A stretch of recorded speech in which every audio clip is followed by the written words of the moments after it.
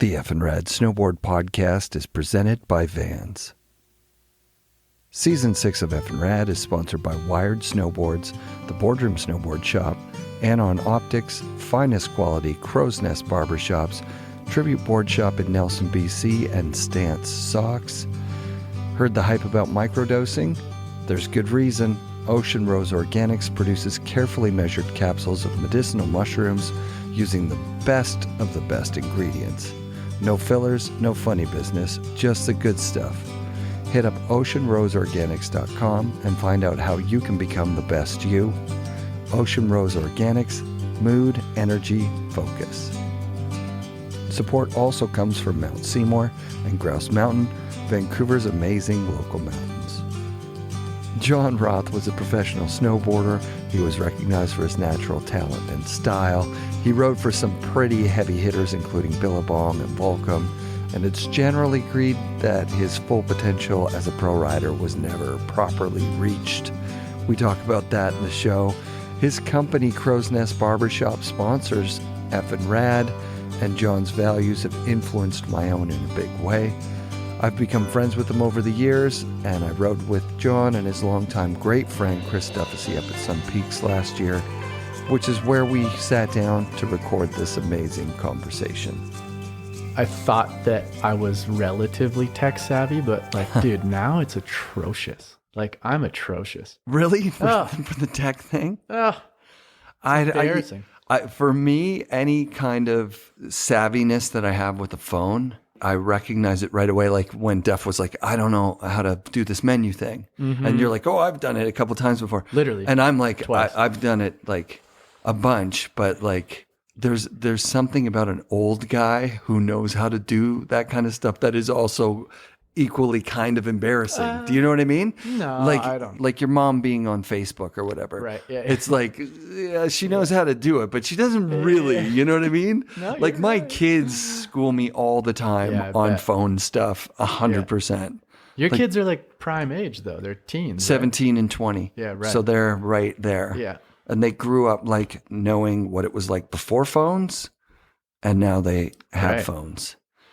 And I don't know. When I think about that, I think I'm kind of blowing it. Like you watch that Social Dilemma or whatever. Essentially, I know what it's about, though. I've heard that been spoken of a bunch. Essentially, it's straightforward. The reason the phone, everything's free on the internet is because they're just gathering your data. Mm-hmm. And the best, once they gather data, they can use that data to figure out how to keep you on the phone. They know what you like. Oh, I know. They won't, honestly, sometimes I think it happens telepathically. I'll be like, how the fuck did you just show me an ad for something I didn't even utter? Right. It's because the people who liked this like that, they can be like, oh, you remember that old game, 20 questions or something? That you would play with your friends? There was a magic 8-ball version of it. Yeah. Where it would ask you questions, you would answer, is it a tree? Is it you know what I mean? And it could ask you 10 questions and then it could guess what you were thinking. And you're like, right. What in the fuck? Because a frog is, lives in the water, has 4 legs. Yeah. There's only so many things that are, if you ask 15 questions, it's got it. So they've got us with our phones with that shit. Yeah, that's a tough give or take, man, because it's I like my phone, I use it all the time, but then you get I kind of recoil from that sometimes. I don't set my phone down enough. I spend way too much time on it, but internally I recoil from it. I'm like, what is happening? It's one of those things that I constantly say, I'm going to come up with a thing. I'm going to do 1 day a week without my phone. And then when I say that, that's not enough. Yeah, but do you do it? Any of it? No, fuck no. I did a vacation in that was February of last year, where I forgot my phone in the car. I heard you talk about that on that podcast. Yeah, 10 days no phone. Yeah, and ever since I've been back, I've been on my phone more probably. Yeah, but those 10 days were the best. Yeah, and I long for them. It's what the hell? I know. Someone's got to take my phone away. That's what you need to do is let's do this as a business. You're a business guy. You sign up for our business and out of nowhere, we come and we take your fucking phone and you do not get it back for 10 days. We don't tell you when. You might think, oh, I need it for this thing that I'm doing. The panic room. Yeah, exactly. Yeah, nouveau technology. No, you don't need it. You don't. No, you can learn really quickly.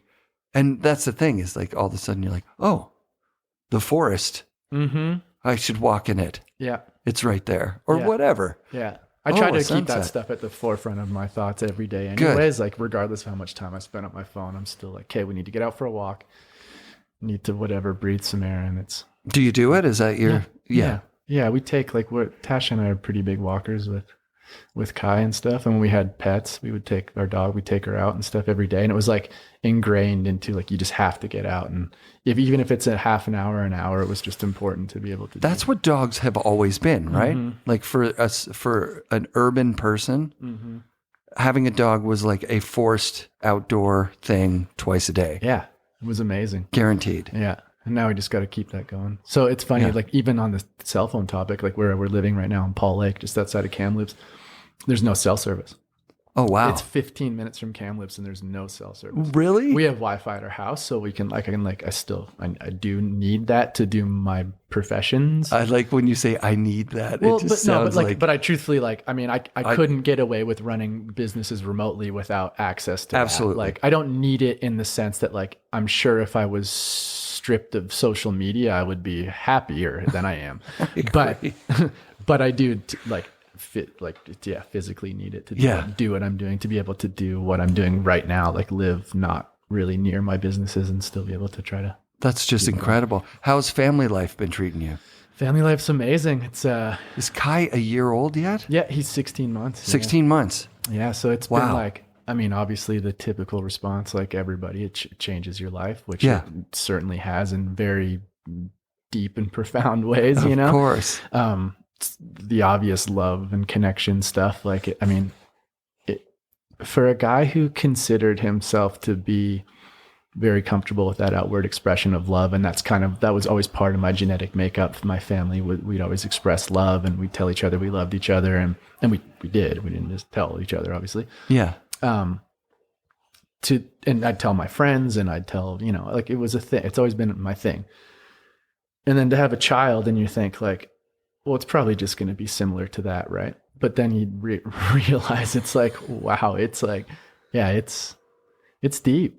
And then, well, firsthand kind of what we've gone through. So it's been and that like amplifies it even more, and you get told that you might lose your child. It's like, it's something. It's an incredible test of your everything, mm-hmm. right? Mm-hmm. I don't have the same kind of experience, but when my son before he was born, one of the ultrasounds came back weird. Mm-hmm.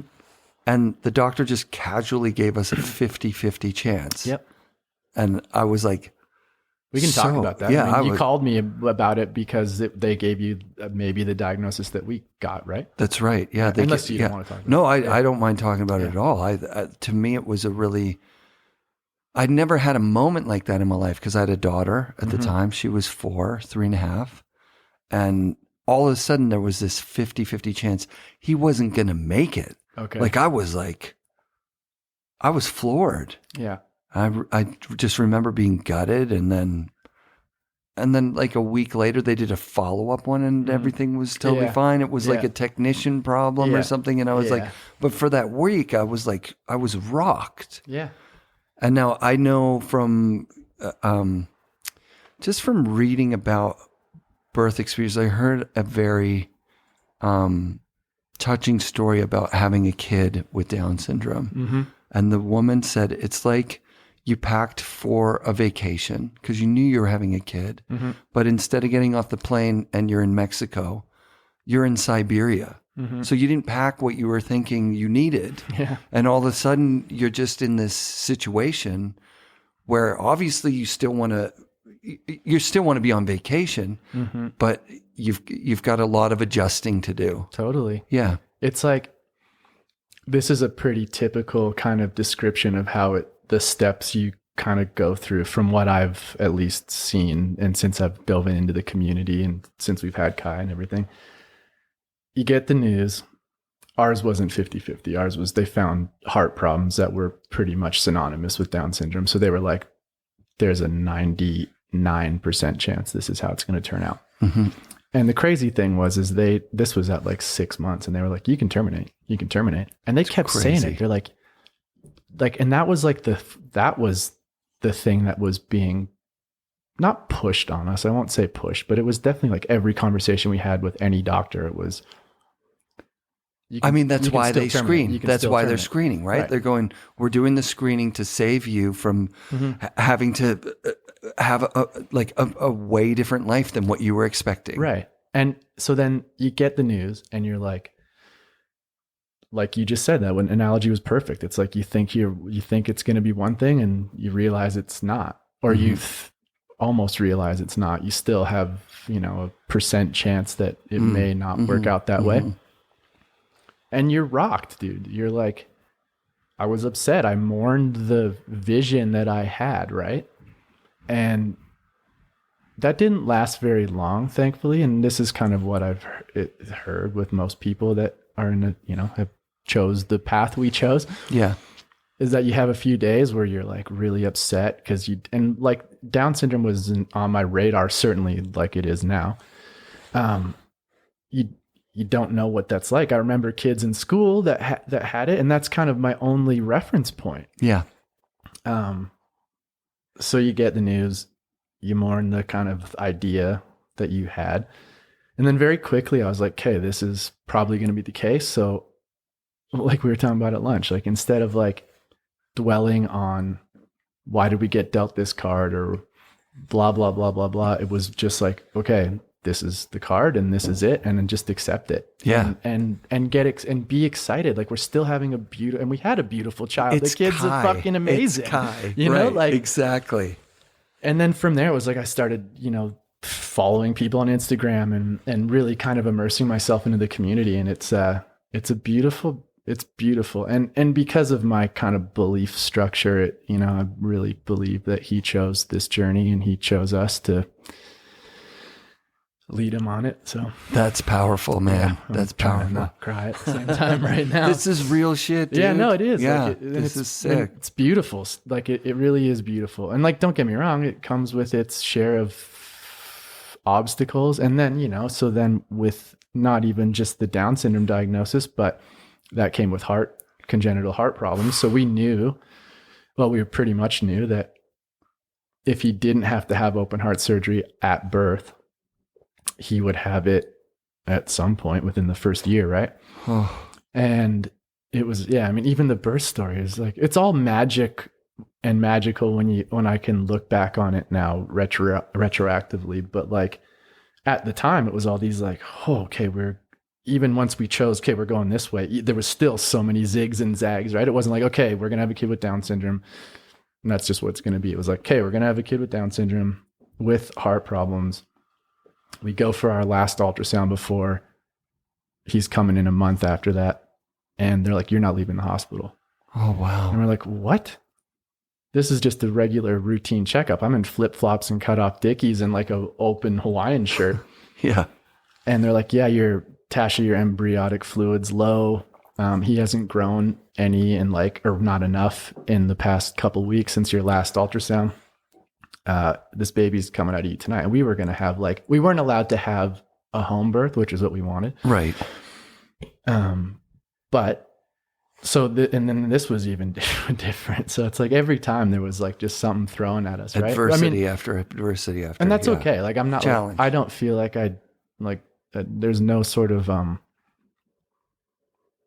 don't feel like it was all meant to be this way. And it was all beautiful. You guys rocked it. That's the thing, is that there's some people that could handle that. Right. And there's a bunch of people who would say, right, you know what, we're going to try again. Yeah. Yeah. And then it's like, yeah. And obviously both sides to that coin are validated that there's no judgment on my acceptable or whatever you want to say. Exactly. Yeah. Like people make their choices based on where they are. Exactly. And 100%. There needs to be more acceptance of people's opinions and viewpoints. Oh, wow. That's a big deal.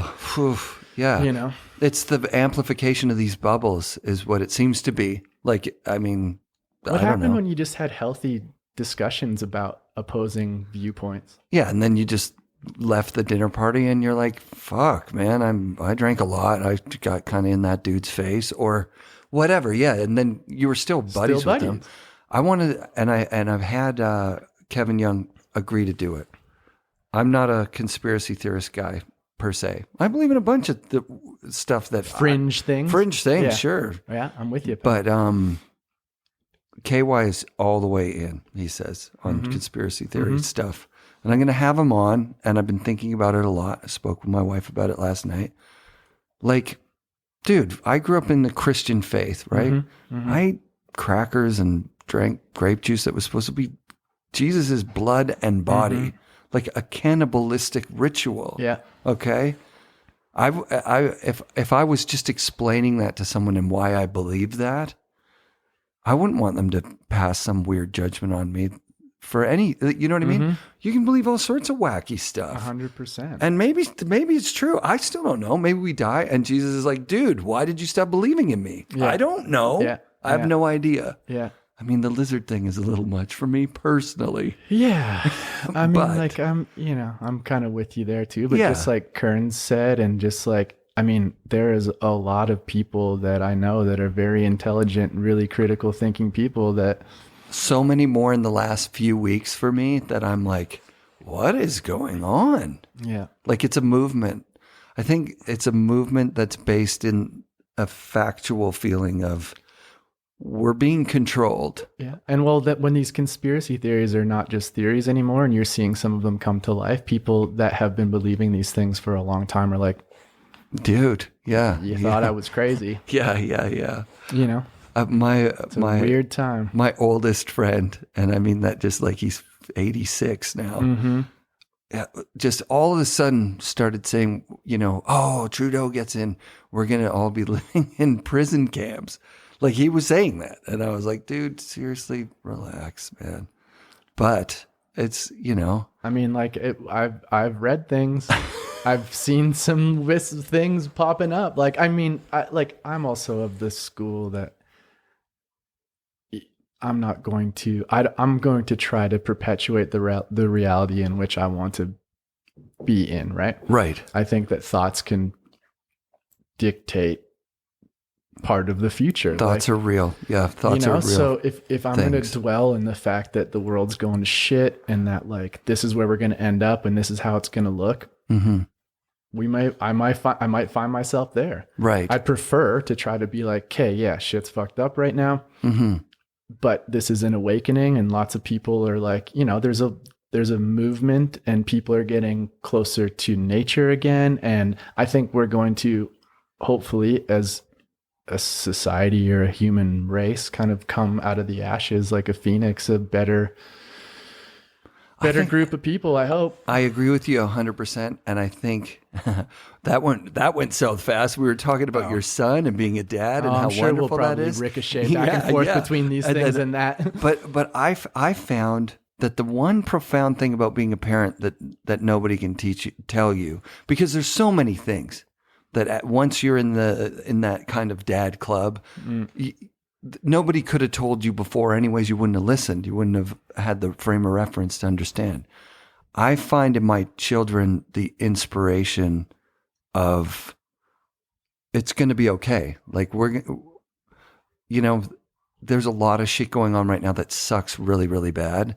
And big changes are necessary in order for us to kind of correct our path. I'll tell you, I had a vision when I was asleep, and this was after doing some crazy psychedelics. Which? I did some 3-MMC and a bit of ketamine, and had a profound experience relating back to my parents and the way that I felt about them. And then in the morning after, 2 or 3 mornings after, I was dreaming, had these vivid dreams, and I woke up and I hadn't opened my eyes yet. And then I saw in a clear blue sky a big white circle of clouds. And there was somebody beside me, and I was like, can you see, like, what do you think that is? And it looked like clouds on a time lapse, they were kind of moving like that. And I was like, that's language. And all of a sudden I could understand it. Amazing. And everything melted away. And it wasn't like in English, it was in feeling. And the only way I can describe it, and only a parent can know this, that feeling when you come into a room where your child's playing and they're fully engaged in what they're doing, but you notice very first there's a huge mess that you're going to have to clean up, and you're kind of like, oh, fuck, I got to clean up this. You're making work for daddy, like, is what you're thinking at first. And then you get down to their level and you say, hey, you know what? This is real. What are you making? And then you look and you go, oh my God, that's incredible. Best thing I've ever seen in my life. Yeah. Thank God I didn't just shout from the other side of the room, what are you doing? That. Stop it, or whatever. So that's what the message was. The message was from another being from somewhere else saying, oh, hey, Earthlings, iPhones, very cool, interesting. What you guys have done is incredible. It's beautiful. Atomic bombs, big explosions, really neat, isn't it? We got to clean this all up, like everything here, all of it. There's no more jobs. Nobody's going to be working. There's no more money. There's no more poverty. We're going to be cleaning up now for a very long time, because this was really nice like 100 years ago. Look what you guys have done in the last 100 years. Yeah. But in that vision was a really positive message of like, hey, look, I know it's doom and gloom. And if you talk to anybody, everybody's like, fuck, we fucked this place up. We're making movies about going to terraform Mars or whatever. Dude, terraform Mars. That's like putting up a tent in a garbage dump because your house is messy. Right. No, dude, we're not going to terraform Mars. We're going to clean this place up. And we just need that message. Yeah. I mean, it's not coming from me because I'm a podcaster for snowboarding. Well, I mean. But it was fun to have that. To like, I don't know, my brain thought that up. Psychedelics put me in that mind space. Did your brain, I mean, again, we can take a. I don't know. We can take a zip here to the right or to whatever direction that is. But it's like, did your brain think that up? Because a lot of people try to justify the experiences they have on psychedelics by, oh, yeah, it's just my brain being whatever super connected, right, to whatever. But right, or is it different realities, different realms, different? Well, I've lived a few. I want to say few hours, but probably less than an hour in the DMT realm in the last year and a half. Just trying to figure out, is this my imagination? Am I in my head right now? I've never thought of things like that. I've never imagined stuff. And it is so consistently consistent. It feels more real than real. A lot of people describe it as that. Yeah. I know you've had a ayahuasca trip. Yep. And I think that's the same realm, right? It's just, I mean, it is DMT. Yes, but it's ingested, so it's over a long period of time. Yeah.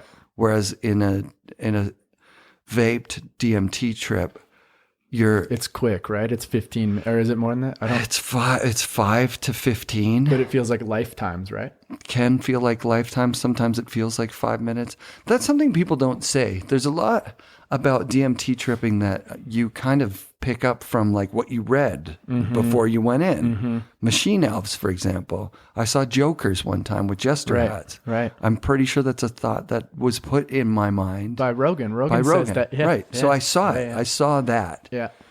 The one thing that's super consistent is no matter how much you do it, you're always afraid. Like before you go, there's a feeling of like, dude, man, what this again? What's she going to teach you? What's going to be? Yeah, what's waiting there? And that's just it feels like it's a there. Yeah. But I think that just coincides with what I just said about it is a there. Although that is accessed internally. These other realities or other planes or whatever.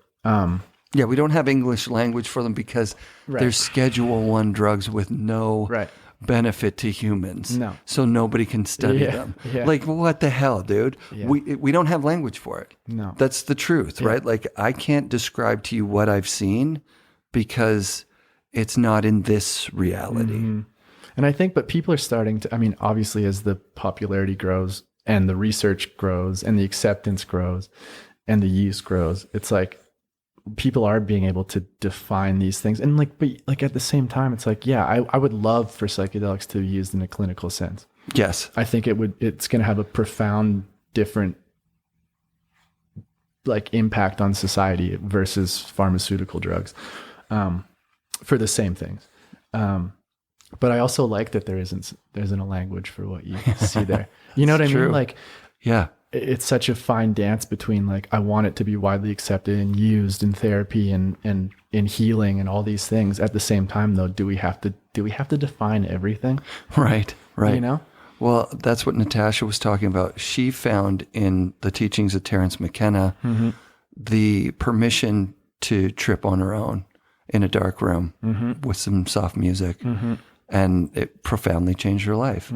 I'm an advocate for being very curious, right? But also now, after years of just winging it, I'm also a huge advocate for intentional integration. For sure. Because that's the goal here, is not, for me personally, is meaningful change in my life. Yeah. Not just like a Getting break high. from reality. No. If I wanted a break from reality, I'd drink a bunch of booze. I'd feel fuzzy and numb for a few minutes or a day or whatever it is, be hungover and be mad at myself and probably drink again the next day, right? Like that's good for that. It works perfect for that. Yeah. Psychedelics are not the kind of thing that, they don't work for that. No. It's not the way that they work. I mean, you can have fun on a lake with a little bit of mushrooms and whatever, like, and that's still a beautiful experience. Yeah. But I think, like you just said, I think that it's where it's going to have the biggest impact and where I hope it goes is that like, yeah, you have your 15-minute DMT trip, but it's like the integration from there, which is the hardest part. And no matter how scary your trip was. Yeah. It's like what happens after you come back and what you've seen and what you understand about yourself or what door's been opened and then what you do with it. And that's when the work begins. It's not getting through the trip. Yeah. Well, I find all of my DMT trips, all of them were a setup for this therapy that I did on the island. And that cracked me open in the way that I really wanted to be cracked open. I needed to see my relationship with my parents from another angle. And I was stuck in my own angle forever. And then I finally just saw it from their point of view, which seems like the most simple thing to do. Think about your parents and think about how they feel about you. That's how you feel about your kid. That was like, it was like layers. It was like, oh my God. I also opened up the idea in my mind that I'm not really doing enough as a parent, because there's kind of a stream of society where certain things are comfortable and some things are not comfortable, right? So it's so comfortable to just go down the mainstream with everybody. So-and-so's got a phone, so you've got a phone. So-and-so's parents let them stay out all night, so you do, or whatever it is. Yeah. But it's definitely turning a blind eye to things like body image issues or addiction to social media or to, like I had my daughter ask me one time, like, hey, you haven't liked my thing yet. And I was like, okay. And then I went on and looked and it was like 3 minutes ago or something. And I'm like, yeah, that's a flag. I think that she's healthy with it, but it's in my best interest. It's in my laziest dad interest to be like, oh, she's fine. Right. But then something like that is like, that's a real call out to like, hey, let's have a conversation like this. Yeah. Let's talk about it. Yeah. Yeah. That instant validation of literally every single thing you're doing at all times. And I'm not pointing my finger or any finger at your daughter. I'm just saying like in general, society's gotten there where it's, you post something. And I mean, I'm sure you do it. Like I posted already twice today. I was riding with you and Duff. I'm like, of course I'm going to post that. And then, so I'll do it too. And I'll pour my heart out. Like my grandfather just passed and I wrote a letter to him and whatever. And like, but then I'm still like, even like the point wasn't to see who liked it. Right. At all. Right. But no matter what, I'm like, I'm not checking back to see who liked it or how many people liked it, but I'm stoked when people like it. Right. If you went back and there was one like on that post, you would be like, what the fuck is up? Right. But like, but that's not why I did it. I mean, I didn't write it to post. I sent it to my aunt because she was with him in hospice to read to him, but she couldn't because it was just too hard for her to read. That made me cry crazy. Like a couple of your posts have your dog, your son, your grandfather. It's been a big year, dude. Yeah, it's been a year. But you know what was crazy was my father, strongest man I know. Yeah. Called my grandfather and read it to him like bedside, and he was like, and my dad even said it was one of the hardest things he's ever had to do in his life, and most beautiful and beautiful. But yes, like, just and I'm so glad he got. But because of how my intention and thought process works and belief, I believe that even if I just put it down on paper, he would have got it no matter what. My grandpa. I got you. But it was nice. I'm really happy you got to hear it. So yeah, that's incredible. Yeah, and that's the kind of thing we're talking about with family. Is that that's what I was saying about the mainstream thing, like being an overly emotionally attached father it's difficult. Yeah. But it's worth it. It's so worth it for me personally. No, I mean, I wouldn't change it for the world. Yeah, letting my kids grow up at the hands of just this big, greedy world that we're in, where you can, I'm sorry, I'm going to say it, man. They're telling you can't have a get together with your mom for Christmas, but it's fine to go to the food court at the mall, and it's just packed like normal. There's tons of people.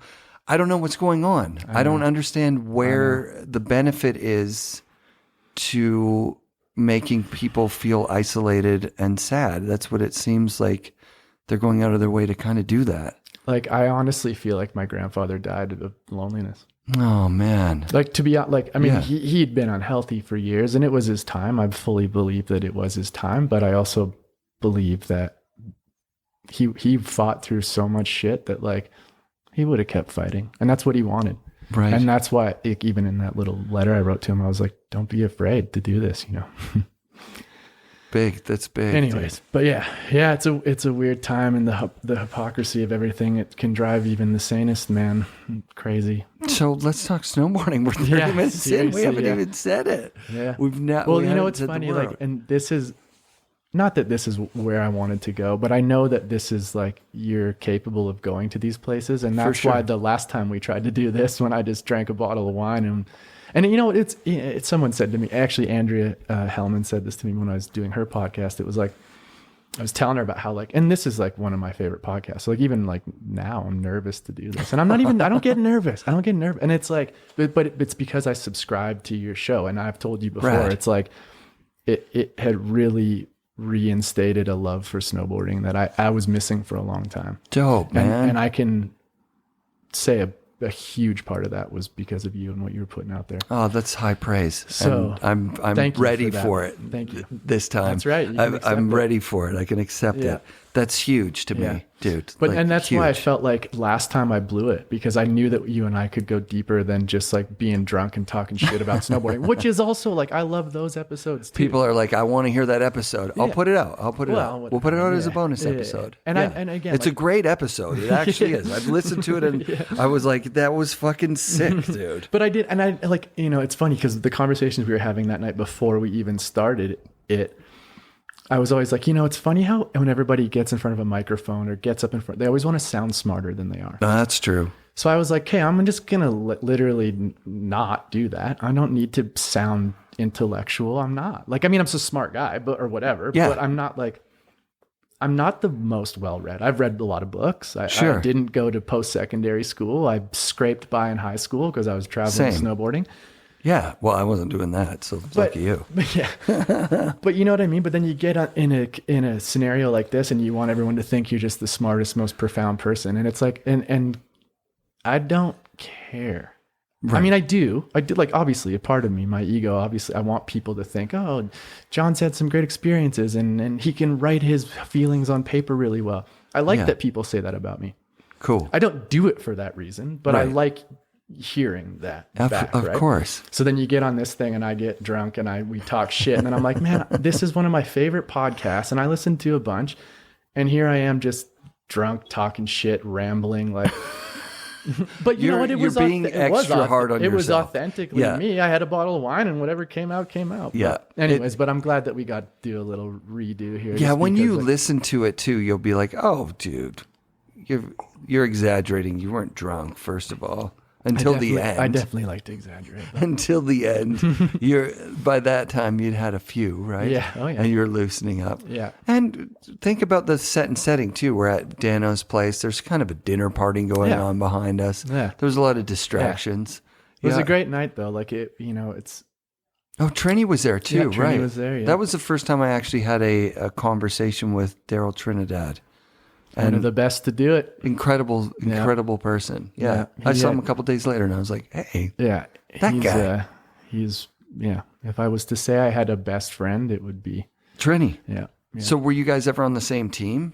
Yeah, we rode for Sims together. During those, what we were talking about today, vivid years, I call those. Mm-hmm.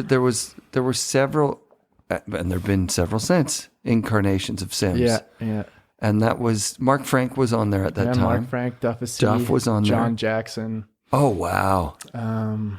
Who else was on there at that time? Who picks that team? Travis Wood. Rad. Yeah. Rad. He did all that stuff. I'm trying to think who else was on there at that point. There was some heavy hitters. Tell me about the negotiations with Travis Wood. I heard that on the chairlift today, and I was like, that's a really valuable lesson.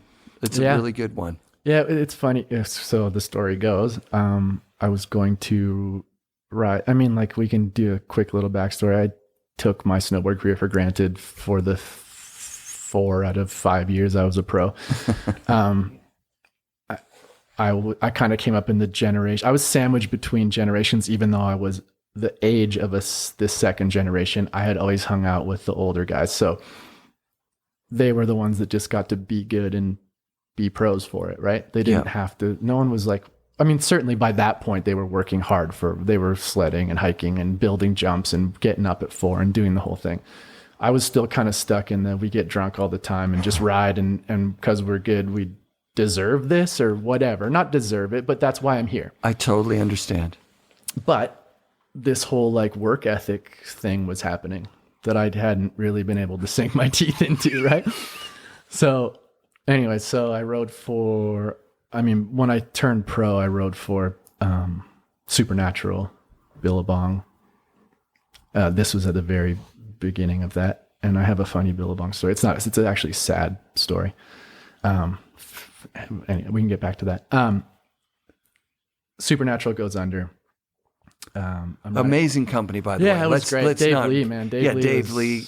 Because he was super pro for Lib at the time when Lib and Gnu were really hitting it. With Jamie was kind of petering out. Dave and Joey were the new guys. And Lib was sick. They were making amazing boards. They'd done all this kind of OEM stuff for like Hazmat and for Luxury and a couple of other companies. And Dave Lee was like, I want to be more than just a team rider. I want to have a company. Yeah, I think it was, I don't remember exactly how it went, but I think that it was kind of a little bit like he was ready to do bigger and better things. And they were like ready to, like, it was kind of like he was already, the ball was rolling in his mind and they were like, hey, we've got an idea here. I think. And then him and Kelly Talbot, who's been was a longtime artist. She did tons of graphics, all Dave's graphics, I think. Tons of stuff for Lib. I can think of her art style. Yeah, she's amazing. I literally it's her birthday in a couple days. Rad. She's still I talk to her 3 times a year, but she's still like my big sister. I see her every 10 years almost, man. And it's like we didn't even leave off. It's amazing. That's the best. But so they did Supernatural. Anyways. We can get back to my point here. Well, let's just put that to bed. Supernatural was during an unfortunate time in snowboarding where there was 400 different brands. Yeah. And stacked team too, man. Stacked team. I was the low hanging fruit, but it was pretty nice to be picked by one of your favorite snowboarders to ride for them. You know, I would liken it to probably Duff getting a call from Peter being like, "Hey, you're gonna ride for Forum? Like, I'm doing this, and you're gonna be a part of it." And he's just like jaw to the floor. Dave calls me and is like, "You want to do this thing with us?" And I was like, remember when you were, like full Chris Farley moment? Yeah, I was like, yeah, totally. and as much as like I was wrapped up in it at that time and thinking that like, not that I deserved it, but I was like, yeah, like, it's my time. It's the natural progression of Jon. I'm 17 years old getting offered a paycheck to ride for one of my favorite snowboarders company. I mean, man. So that project peters out because of, outside forces. Mm-hmm. He chose some pretty subtle graphics, considering the talent of that artist. Mm-hmm. They really minimalized the logoing, especially. Well, they didn't want to be LibTech, right? Right. So then, and I've seen that with other brands too. You kind of need to have that kind of chunky, big word base graphic for a year or two just to like. We did it the opposite. We started subtle and then we tried to do it in the end. Yeah, because you're like panicking at the end. Like nobody knows what Supernatural is. Yeah. So. And we had some amazing ads and stuff that people didn't even get. But before people were getting arty with their ads, we were doing stuff like that. Like it was a pretty epic thing to be a part of. Like, the whole Supernatural, that momentum of it. I would have bet the farm on it personally. Yeah. Like I remember being like, ooh, this is like LibTech high end. Yeah. It was amazing. It was really insane that I got to be a part of that at that particular point in time in snowboarding. Anyways, that ended. and then I was still riding for Volcom, and Dom and Maury owned, I guess it was 4-Star at that time. Yeah. And I was working at the Circle. Oh, rad. And so they were just kind of like, well, who are you going to ride for now? And I was like, and I didn't even know if I was going to. Really? Like at that point, I was kind of like, I still didn't know. Like, I wanted to for sure. But I wasn't just going to ride for anybody. Right. You can't leave Supernatural and then go ride for some shitty company. Right. So anyway, so they were like, well, why don't you ride for Forum? We don't really pay people around the clock, like year round. It's a distribution and it'll be through Canada and whatever. And I was like, fuck, sure, let's do it. I mean, 15-year-old me's like, I get to ride for Forum finally? This is insane. Totally. So I'm ready to do it. I've told them yes. No contract's been signed or anything. All of a sudden, out of the blue, I get a phone call from old Travis Wood down there at Sims. And Travis was quite the cowboy, in the industry. Amazing dude. Like he was, I'm really happy to then have moved on to be a part of that in the wake of Supernatural, in hindsight. Anyways, he calls me. He's like, hey, you want to ride for Sims? And I was like, well, I'm just about to do this thing with Forum here. And he's like, well, what are they going to do for you? So I told him. And he's like, oh. They're only going to pay you for 6 months? I was like, yeah. And he goes, I'm going to call you back. Hangs up the phone. 5 minutes later, he calls me back. Goes, okay, well, I was going to do better for you, but now that I know what you're getting, I'll pay you what they're going to, but I'll do it for 12 months of the year. And I was like, okay, buddy, you got me. I'm doing it. Like, and it literally at that point, like what are you going to do? I didn't have any other option. It was still the better option. Right. And he was rebuilding this team for the 4th or 5th time at Sims, right? Yeah. But he was part of like building Forum in the beginning, right? Totally. So like the guy he knew his shit. Some of my favorite snowboarders I get to be a team rider with. Anyways, got on Sims. It was a great year. I finally figured out how to work harder. Right. Right.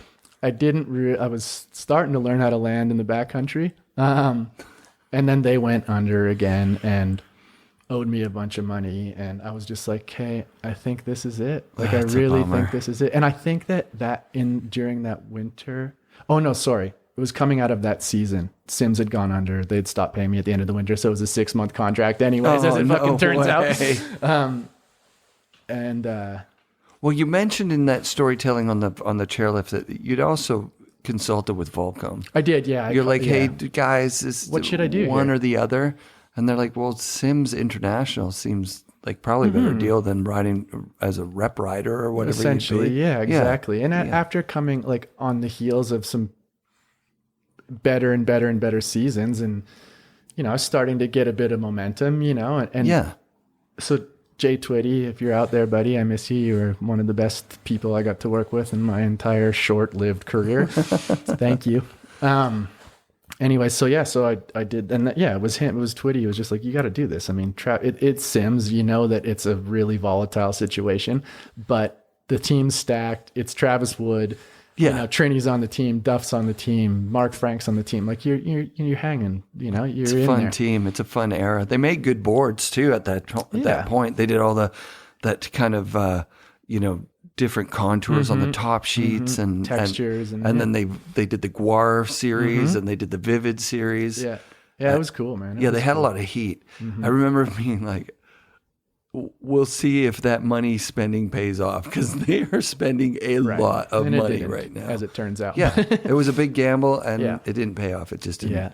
Yeah. Sims is a difficult brand for snowboarding because it's been around since just after Burton. It's claimed to have been around since 10 years, 15 years before Burton, back in the day, involved in all these crazy controversial, like beefs and things back in the early days. Always, not just back in the early days. Always. Made these amazing boards. At one point was the leader of the industry, had the hugest team, has had more people, legend status, come through that team than any other brand, including Burton. Yep. But has just never got it together. I think it's just because it changes hands so much, and like someone always wants to revive it. And it's a revive thing. They're doing it again right now. I think Jackson rides for them, and Jackson's on there. That's dope. Yeah, back on there. Yeah, and they're made in the USA. I think this kick at the can is probably going to be their best chance. I think so. Made in the USA. The boards are good. The team, I think they've got. If they got Chris back on there again?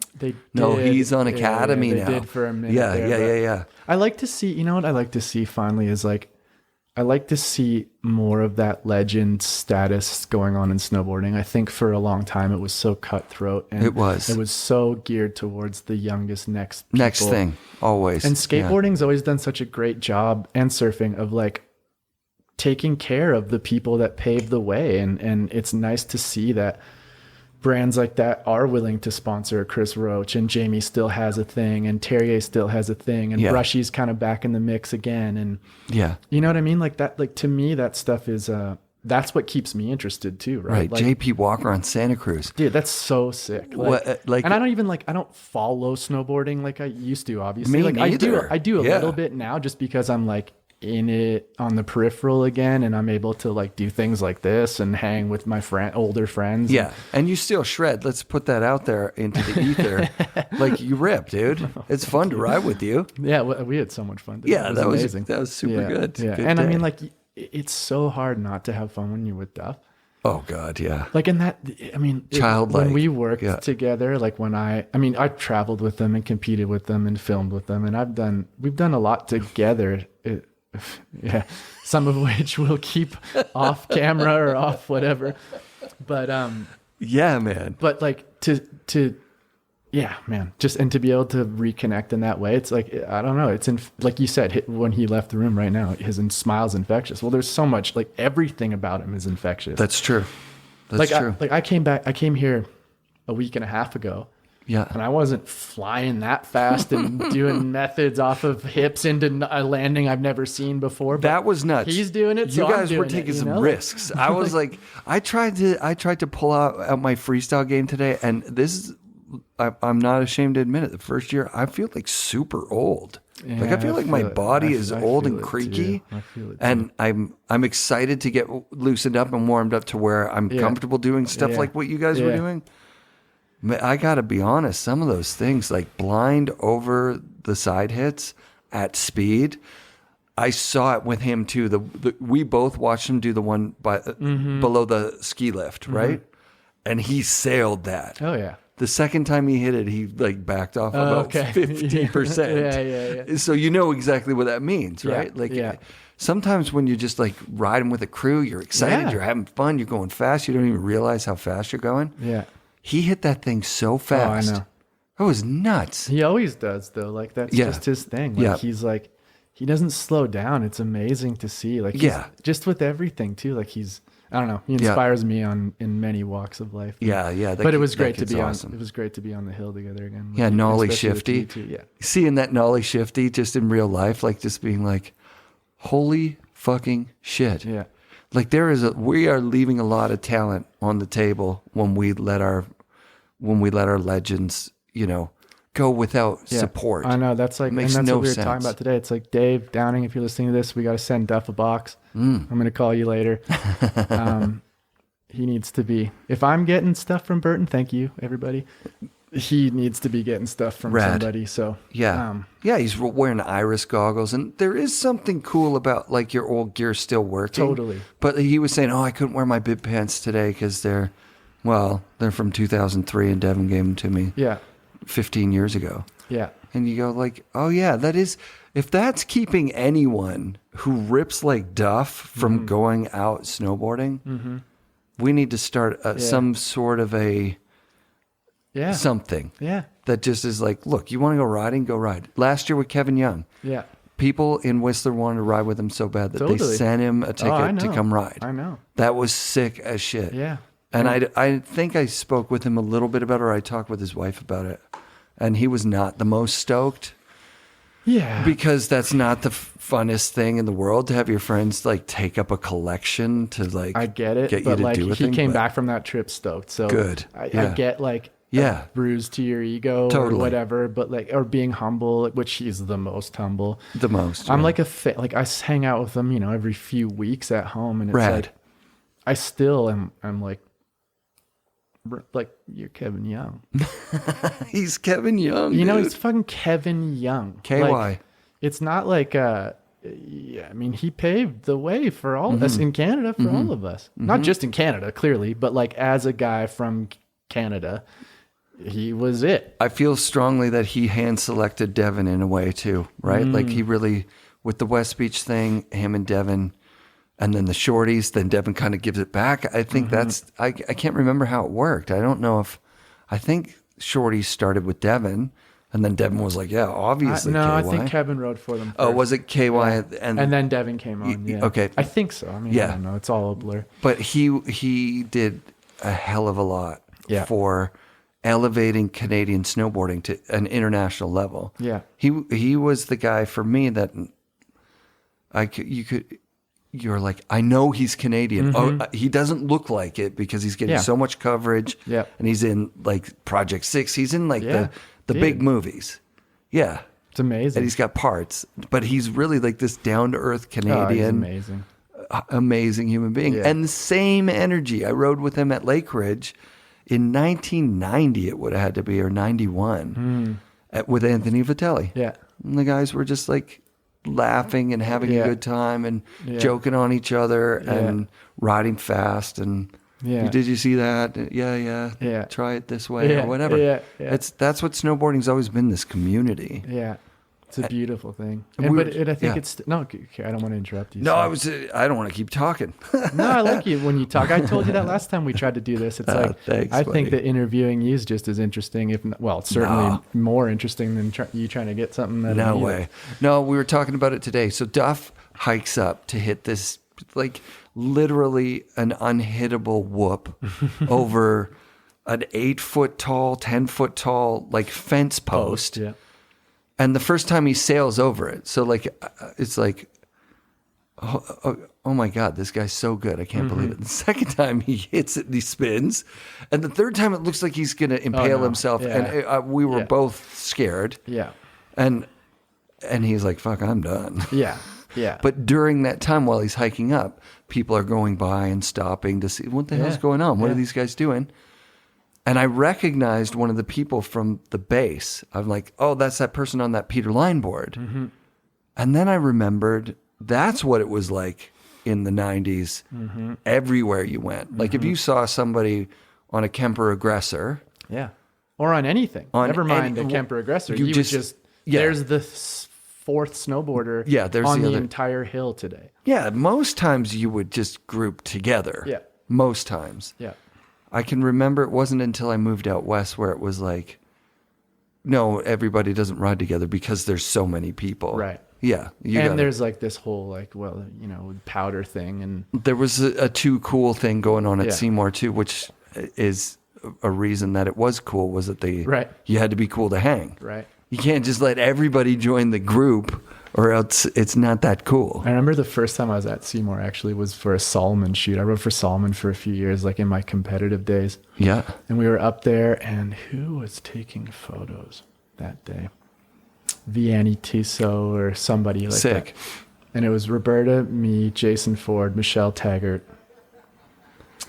I don't remember who else was, but that's incredible. This is just to wrap this back into our day. Yeah. The crew in the bowl down the way was Kearns, Duff, don't know who else. And that was the first time that he had his bad accident with his head. No. And we were trying to figure out, and I think Catella was maybe back there. And we're trying to figure out like who got hurt. And then I see someone dragging his form board out, and I'm like, fuck, it was Duffy. Oh no. Yeah. It was like a weird thing. We're way over at like City Booter or some quarter pipe or something. Yeah. And they're hitting some jump over wherever.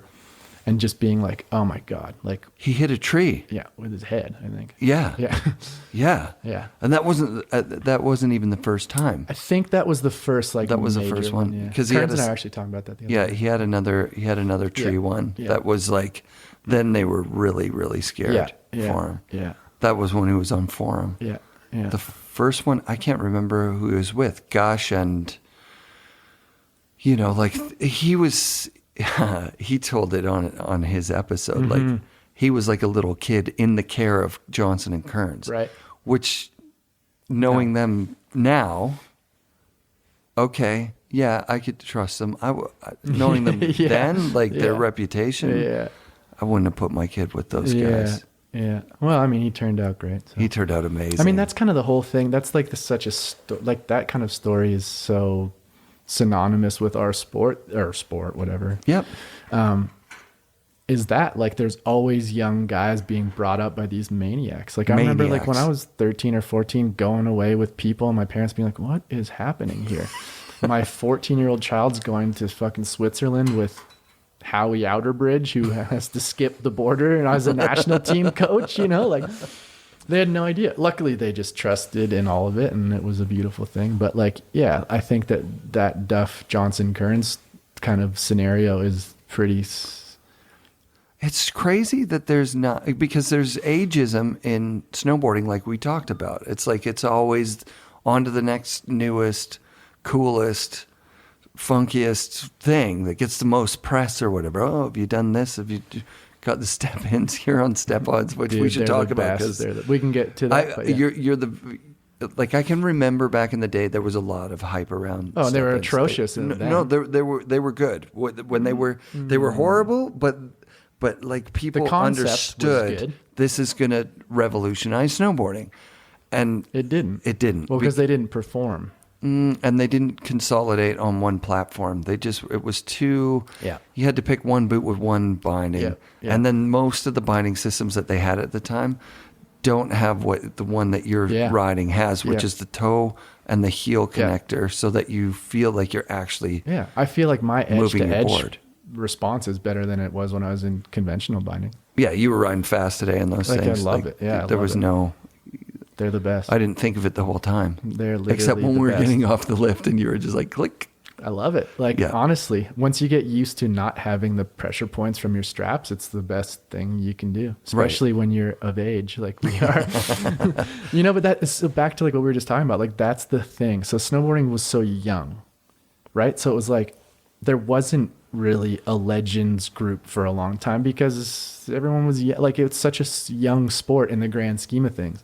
But now that, like, 30 years ago, Kevin Young was at the top of his game. 30 fucking years ago. Yeah, dude. I mean, not quite. It was less than that. 1990, yeah, so 95. 25 years ago for sure. Exactly. So, but now it's like, hey, now that these guys have transitioned to other things in their life, but they're still such an integral part of the story, and I think that they should remain that way if they want to. Yep. Some people want nothing to do with it anymore and can move on, but I think that there needs to be, like, Kevin and I judged a Burton contest because we both do this Burton ambassador-y thing together. Rad. And we judged this Burton contest last year, and we're in a room full of kids at Horseshoe Valley afterwards, and one of the prizes was you got to go to the US Open. Snowboarder was flying you to the US Open to watch. Holy shit. Right. And I was like, and Kevin whispers to me, he's like, oh, I had a snowboarder cover from the US Open in 1994. So I turned to the crowd of children and I'm like, you guys are stoked on snowboarder and going to the US Open? Kevin right here in 1994 had the cover of Snowboarder magazine at the US Open that one of you gets to go to. And I was like, how many of you were snowboarding in 1994? Nobody puts their hand Not up. one. How many of you were born in 1994? And like, I think 4 people put their hand up. And not that there's anything wrong with that, obviously, but it's like, obviously not. No. And you can't blame the kids for not knowing who Kevin Young is or what he's done, but I feel, and now that people like us are still on the peripherals of the sport or immersed in it in some capacity, I resonate more with seeing pictures of him or hearing him on a podcast or seeing pictures that Dano posts of Jamie and Terrier and Brushy from like that stuff, that culture, that history of our culture still needs to be not at the forefront, but part of the story. Integrated. I agree. You know? That's why when I looked at the podcast at the beginning of this year, I was like, look, I really have to do this from the point of view of a nostalgia podcast, not aspiring to be the snowboard podcast for snowboarders, for the general public. I was thinking about that today. Ross Rebegliati, who I interviewed yesterday, sent me a message saying, nobody's asked me about snowboarding since the Olympics. Now think about what he's saying here. He's been asked about the Olympics every so often, all the time, probably. He's fairly famous for being the guy who won the Olympic gold and that was stripped from him and all that stuff. Nobody's asked him in 20 years about snowboarding. Yeah. That's fucked up. It is. Like that is a failure of sports journalism. Like that you aren't asking him about the cover shot on Transworld. That's an amazing story. It's fun. And that to me is our responsibility with the podcast and as snowboarders to just make sure that the kids don't get stuck in this Instagram thing.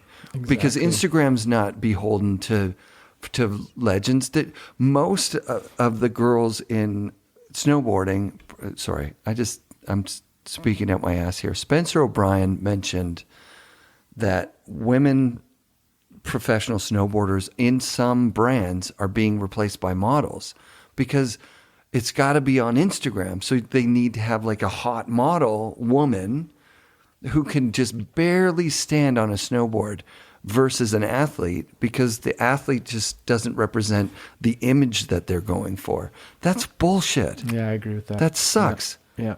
It's like, so the mainstream, it's as much as I rail against it here, just talking about it, I accept it. That's kind of nice that is what it is. Then I can sit down in a room that was paid for by Sun Peaks with Jon Roth and talk about snowboarding and psychedelics and being a father. Yeah. And the real thing that's just getting skimmed over and missed by either mainstream media or Instagram or whatever. Because, snowboarder, Transworld, they're not mainstream. No. They don't even exist anymore. Yeah. The snowboarder still exists. The Instagrams go until the end of this season, and then it's up in the air. The magazine went under a few months ago. It's the end of print. So, I'm sorry. There's King Snow. There's We've got other guys out there. Yeah, people are holding on to it, and it's good. It needs to be done, like in whatever capacity you can. I understand that times change and technology changes, and you got to pander to what's going on there, obviously. Totally. But at the same time, there still needs to be some people out there that are paying homage to how it was, And I probably sound like a really old guy. I don't know. I'm old, so I can't tell. I know. Sounds smart to me. I'm like, what? Like, why are legends celebrated in any sport? Because they're really important. Yeah. And we've got some great guys that went down like Noah, virtually unknown. You know what I mean? Like Noah is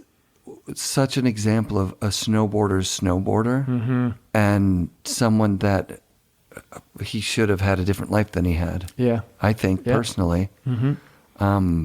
I don't know that there's anything that anyone could have done, but it just felt like that's one of the tragedies of the snowboard industry always being looking for the next fucking thing. Yeah.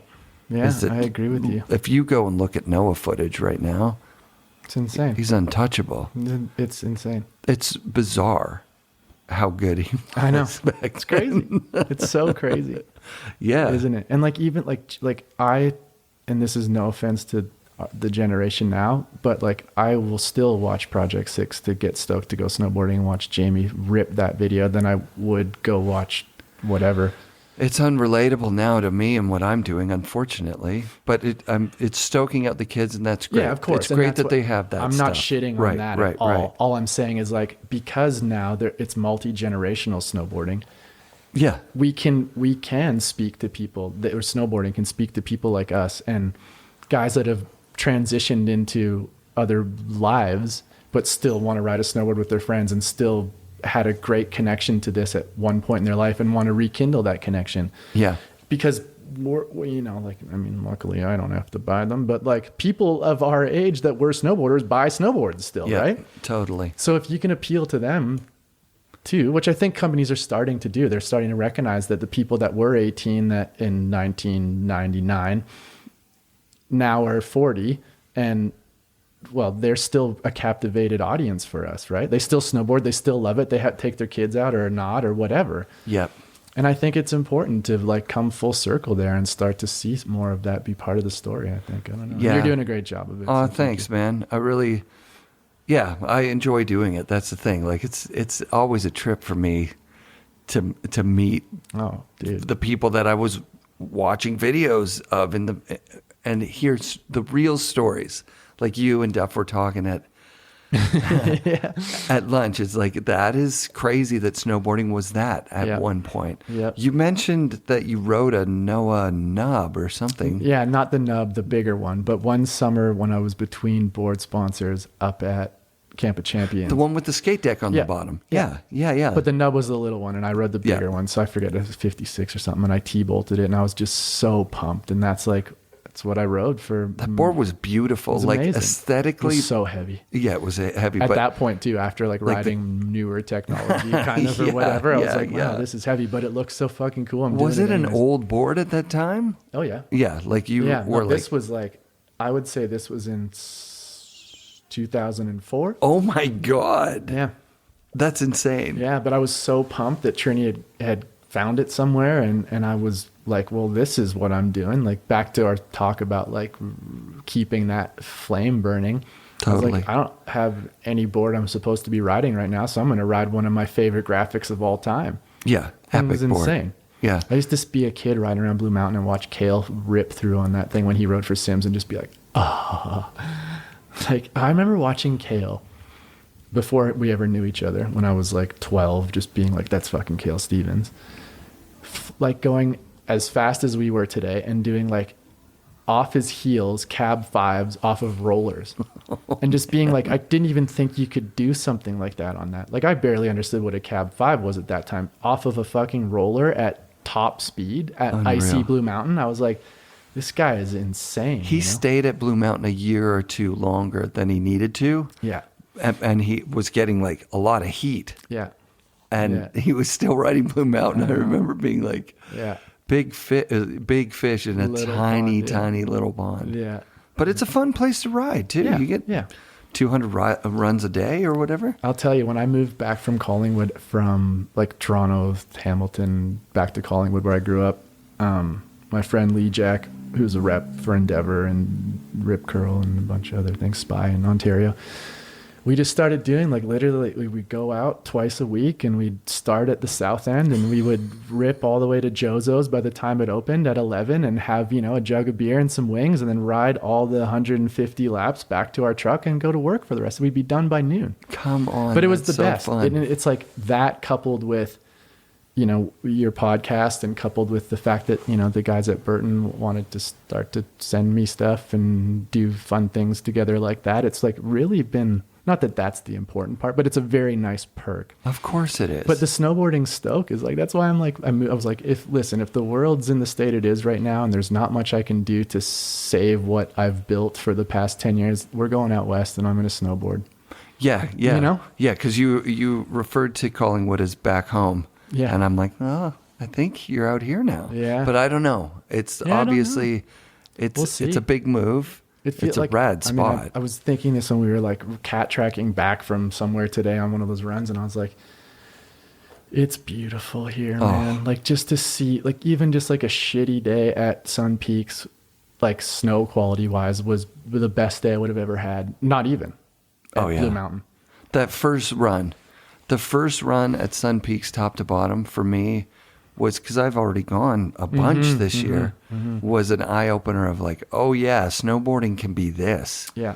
This is it. That it's the most like Whistler of any resort I've been to, where it's so long and steep. I forgot how big it was. It's huge, dude. I know. And the groomers are awesome. And I forgot that there's such a thing as, you know, not having to get there for the very first chair in order to actually have some of the groomers left. Right? Yeah. Like that was a big deal. I actually got up at 7:40 this morning because they open at 8:30, and I was raring to go. Well, and then I looked out the window and I'm like, nobody's lining up. That parking lot there can only hold 100 cars. Yeah.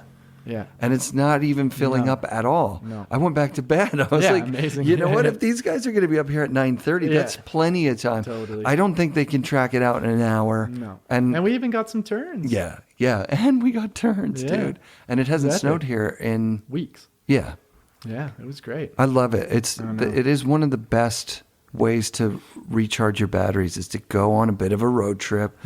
I mean, you can't do it because of government regulations. I don't know how I did it. Well, I wore masks on the where I had to wear masks. I'm 100% compliant.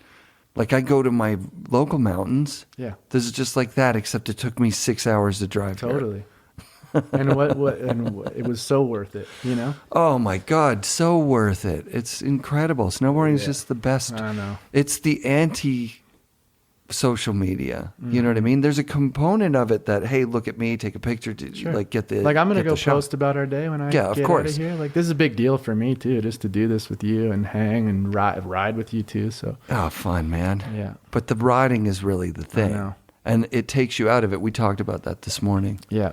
It takes you out of it. I have a really hard time thinking about anything when I'm snowboarding. Even on the lift, you're kind of just thinking of where you're going to go next. Yeah. And I mean, it was awesome because it also, on the lift, when you think about it, like when it takes you out of things, but then you have that moment on the lift where we dove deep into many things today too, you know, and like the conversation was so robust and like, it was, I don't know, it was amazing. And it's like, and that's kind of why I'm back here. For, you know, like, and I had that at home with Lee and, you know, some buddies and stuff, but I want the actual riding to be as important as the camaraderie and the losing yourself in the moment. And that's what I needed from BC. And I'm really happy to be back here for that. Yeah. We're glad you're back, dude. Yeah. That's so sick. Yeah. It's fun. I can't wait for this season. So hopefully we get some snow and it's gotta happen.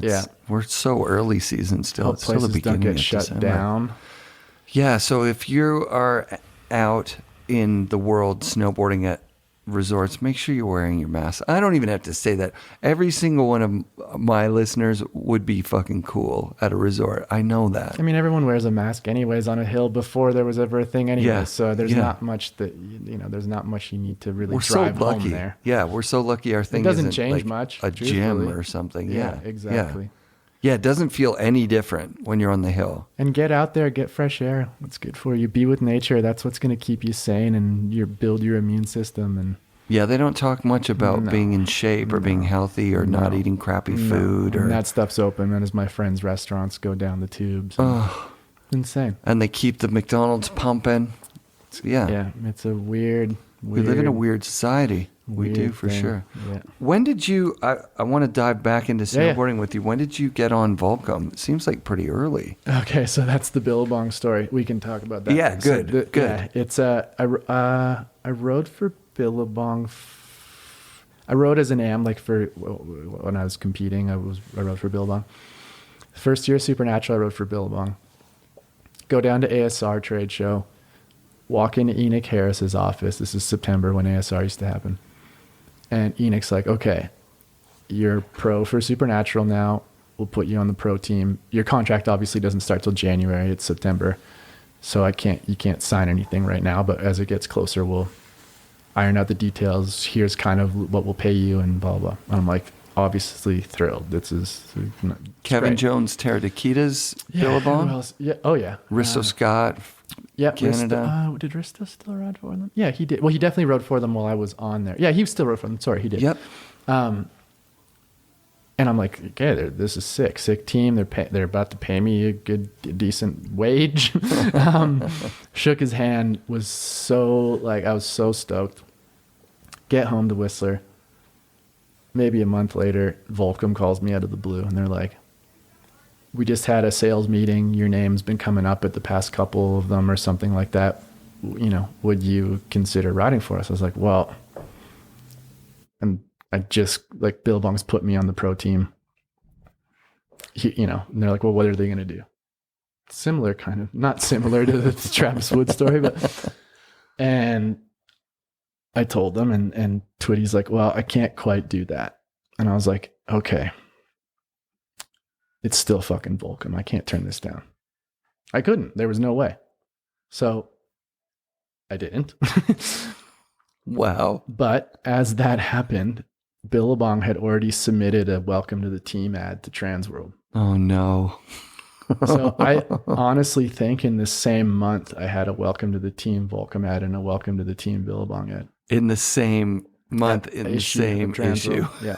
Oh, we gotta find that issue. That's so sick. I'm dude. pretty sure it might have been two different magazines. I don't remember. Either way, it was the same timeline. And I remember calling Enoch and being like, "This is what's happening. I want to still be." It was it was a breakup because he was so great to me from a young child to where we were. And I'm like, "I still want to be friends." And he's just like, "No friend of mine would have done that to me." And I remember just being 17 or 18 and being my heart breaking. I think I'm sure I cried. Yeah. I'm a crier. Yeah, me too. I'm sure I cried. And it's still to this day, one of the kind of, and again, I'm pretty okay with, I don't self-edit things, which is odd why I wanted to redo the podcast with you, because I don't normally give a shit. Right. Stuff I've said in magazines before, stuff I'm trying to learn from my mistakes, but I don't regret things I've done. If it ultimately, you accept them. Yeah, right. If it ultimately made me a better person. Yeah. And I remember it's probably one of the only things, besides maybe my whole approach to snowboarding and my attitude at one point, that I still kind of get a pit in my stomach when I think about. I've seen Enoch since. We reconnected in Hawaii a couple of years ago, and obviously he doesn't give a shit anymore. Right. But I remember just being just heartbroken. And those words cut you. Yeah. Man, but rightfully so. It was a fucking terrible thing to do, because I thought I was cool, better than that, or whatever. You know what? At 17, you can't hold it against yourself that you don't know how business I might have been 18 works. or 19. I don't remember. But regardless, I was a teen. Even if you were 20. Right. My kid's 20. Yeah. If they were negotiating contracts in some fun pastime like snowboarding, and then it's wait, no. This company that I really give a shit about is honoring me by inviting me to the team. Your favorite snowboard outerwear company of all time. They were they didn't just let anybody on there. I don't know why the fuck they let me on there, because I didn't I didn't deserve it. I didn't do shit. They were investing in something that they thought would produce, and it never did. You're self-deprecation. No, but that's the truth though. That is the truth. I did some things. You were a legitimate fucking. But I didn't but I didn't take the opportunity. Right. And that's okay. Looking back retroactively, the things I've done on the heels of my snowboard career were that was more this what I'm doing now has been my path. I'm so grateful for having the opportunity to have flown all over the world and tell some of the stories that we talked about at lunch and ride for some of my favorite companies of all time and get paid at 17 to be a snowboarder. But I wasn't devastated when it all went away. Right. I didn't hold on. I was ready. I was like, okay, I've got tons of other interests. I don't want to be that dude who just milks it just to be a pro snowboarder. I can still snowboard when I want to, and I can still have fun. And it's going to be weird and it's going to be awkward for a while, because it was everything that defined me for most of my life at that point. Yeah. And this is I'll fucking tell it, because so I remember, I did Super Park. The last year I rode for Sims, or maybe it was, I don't remember the exact timeline. I'm kind of bad with that. But anyways, I had a great time at Super Park. I filmed with Matt Goodman, who was working for Tony Hawk at the time. We had the best couple days. it was insane. I was like, okay, this was maybe my break or whatever. Like I feel some real momentum for the first time in a while. Very quickly that falls apart, my career. Next time Matt Goodman sees me is at Sushi Village, where I used to spend $500 a week. Yeah. And I'm bussing tables. Yeah. And this was like months later. Like this wasn't 3 years later. This was just like, and he literally was like, what are you doing? And I'm like, it's over, I think. And he's like, dude, what do you mean? Like he couldn't really. So then coupled with that, our good friend Sean Kearns there is like obliterated, yelling at me, pissing in cups, I think, like telling me to come pick up his shit, fucking like whatever. And you know, like I'm not embarrassed. I'm not embarrassed about what I'm doing. I'm totally comfortable. I was like, it's done. I got to get a job. I got to pay for something. You know, I'd borrowed money off my parents for years to like the last year and a bit to keep my snowboard career afloat, and, you know, my money they had set aside for school or whatever. Right. And, but when I had to pull my socks up, I did, you know? Yeah. But then to like see those guys there that night, I was like, and then to have Kearns do what he did, it's funny. So then this is where this story kind of gets richer. Not in the sense that it got worse, but I mean, I didn't, again, like I think I've been fortunate enough that I don't really hold on to a ton of stuff. That wasn't something that was imprinted in my whole deal. Like I've got to figure this out and get people. Well, no, even just like what happened that night with Kearns or whatever. No, that's what I mean. Oh, like yeah, you're not like I'll hold that forever and get him back somehow or get him to apologize. No, and I didn't care. Right. Like I cared at the time. Mm-hmm. It was hurtful. Yeah. I felt pretty terrible about myself. And Kearns was basically calling you out, saying, "I knew it. You weren't going to make it. You're a lazy or lazy fucker." All accurate. Right. I mean, like he's crystal ball Kearns, like he knew it, and he was right. Anyways, so then we're at Dano's wedding, fast track, 15 years later, and like a teen high school prom video, the fucking crowd parts. Kearns is deadlocked on me, walks up and is like, "I need to apologize to you." Wow. And I'm kind of like, for what? Yeah. I mean, there was a lot, so but for what? And he goes, "The last time I saw you was that night at Sushi Village, and I was a complete fucking asshole." Wow. And I was like, and I didn't know what Kearns had done since then. I was pretty out of the snowboard industry. I knew he went on to be a manager and all these things, but I didn't know where he was at this point. And it was amazing because I hadn't eaten and I was drinking quite heavily. And we just spiraled into a beautiful, like where he was at. And this was kind of like right when I was starting to articulate that part of my life, this kind of like trying to be a better person and grow and dig deeper and be grateful and just the stuff that he's into, right? Totally. So then we start talking. I'm like, I can't believe I'm having this conversation with Sean Kearns. Like, I cannot believe it. The last person literally on the planet Earth that I know of, like that I know personally, to have this conversation with would have been him. Right. And I just remember like being like, this is insane. This is, and beautiful, obviously, right? He got there in a backwards kind of way. Yeah. Typically, it's not a path. It's not a path you take to become, a lot of people become born again Christians, right? Mm-hmm. Like but there's, and no offense to any born again Christians out there, but there's a kind of a sadness to it that it's like, you didn't own your shit though. Mm-hmm. You didn't own your shit. Mm-hmm. And he owned his shit. Oh yeah. And he had a lot of shit to own. Mm-hmm. It's crazy that he got to where he is through sheer force of Kearns.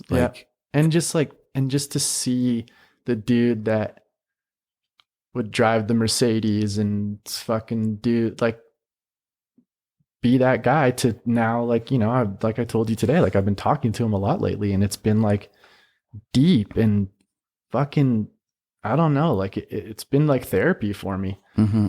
Not that that's necessarily what we're trying to accomplish, but it's been like, there's been some weight that's been lifted just by having 3 or 4 conversations with him in the past week and a bit. That's so sick. And to think back, it's almost like when you meet Jamie Lynn, and you're like, can a 13-year-old me to know Jamie Lynn now or whatever is like, my head would have exploded.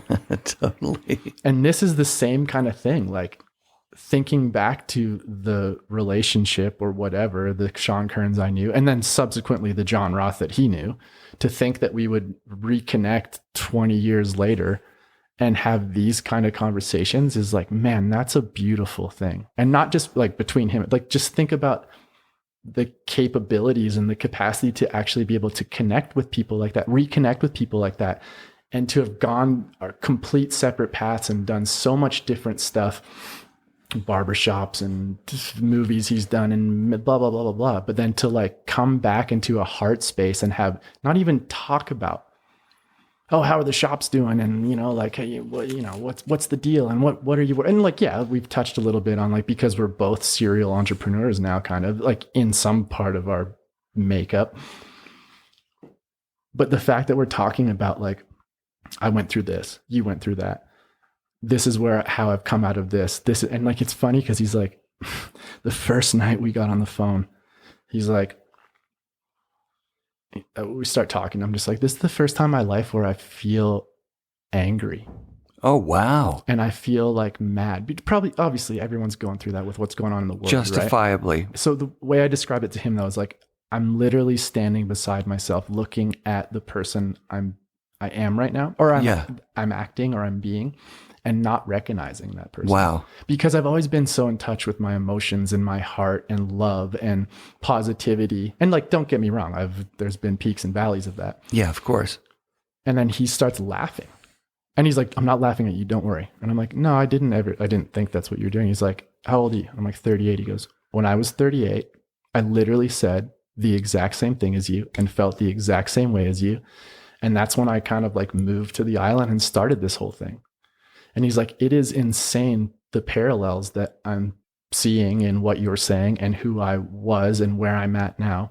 And he's like, I can almost map this out for you. And he's like, I'm so happy we're talking right now because I can help you through some of the feelings you're having because I know firsthand exactly.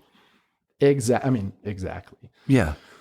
What you're going through. He has lived experience. Mm-hmm. And I think that's really, really an important component of empathy, right? Like, because I went to probably a dozen therapists under different, whatever, just like relationship stuff, mm-hmm. personal stuff, and mm-hmm. emotional stuff. Like, and I was always hoping for a connection. You know what I mean? But none of them. Sorry, I shouldn't say none, but some of. There was no lived experience there. So I could sometimes be talking with someone across a table like this in a paid therapy session where they're paid to listen to what I'm saying and their jaw is dropped. Mm-hmm. And they're like, I don't know how to talk to you about this. I'm very uncomfortable with what the topic is here. And I'm like, really? You're a fucking therapist. You should hear some crazy shit. Yeah. This is like regular life shit that you're in awe about. Right. And I remember being like, therapy won't work unless you trust the therapist. That was like my gut reaction. And I've talked with Kearns about it. And it's like, you kind of need the person to have a lived experience while they're listening to you that they can relate. Because otherwise you don't trust them. It's like there's a lack of trust there. And I think coming from like where we've come from, snowboarding, skating, punk rock, that wasn't something you did either. You didn't go to therapy. No, definitely not. Right. But, Sean and I have talked about this now, and it's like, I've felt like becoming like a better person and doing self-exploration and work and trying to work on your connection to spirit and things like that. Like it was a tough thing for me to articulate, one, because I'd always had a connection to spirit that I didn't ever talk about, think about. It was just there. And then you get, and Tasha, my wife's like very immersed in like the spiritual community and the Kundalini yoga and the plant medicine and all this stuff.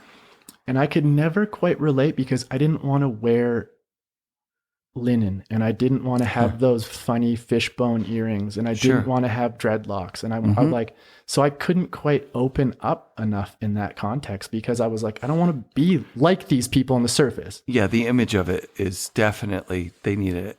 They don't need anything. But for me, I couldn't quite resonate with it fully. So it was like, I was still kind of like 1 foot in, 1 foot out because of that. And Sean and I were talking about this the other day. It's like, it's an intimidating thing to experience, period. Like wanting to explore relationships with anything outside of yourself like that. You know what I mean?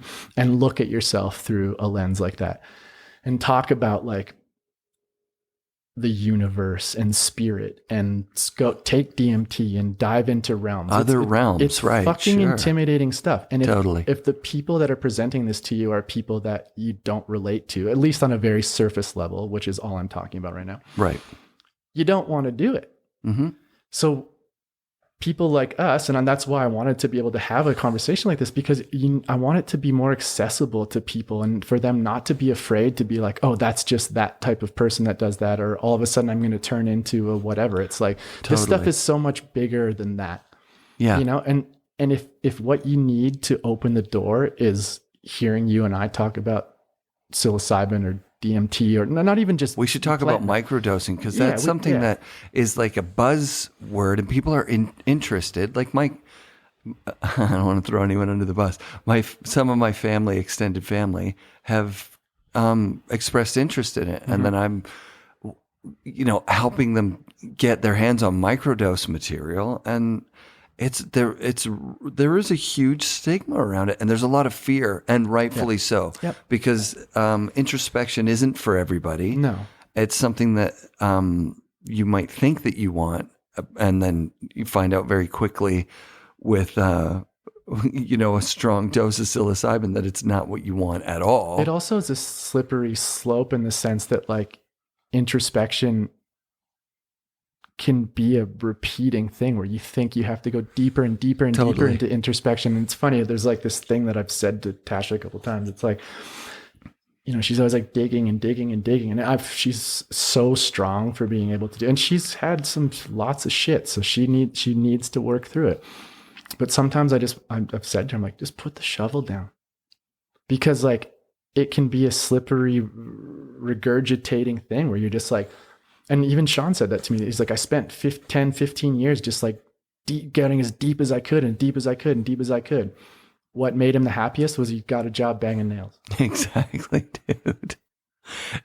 While you're saying that, I'm thinking about my own wife, because she's deep into tarot, Reiki, energy healing, that kind of thing, which I would say 10 years ago, before she got into it, I was like, I had no frame of reference for it, except like, I don't believe in that bullshit. Right. And now I'm at a point where anyone who wants to ask about it, reach out, man. I'll tell you, there is a really powerful way of looking at your life 100%. Through the archetypes of anything, right? Like if you put it on tarot cards, you could put it in a book, you could like, it gives you a frame of reference to look at yourself. Yeah. And then you look at your life through it, and you put your intention into some, thing that people have railed against for years and years and years and generations, like especially in our community. Yeah. Oh right? Yeah, like totally. Like, I mean, it's becoming more widely accepted now, but like, yeah,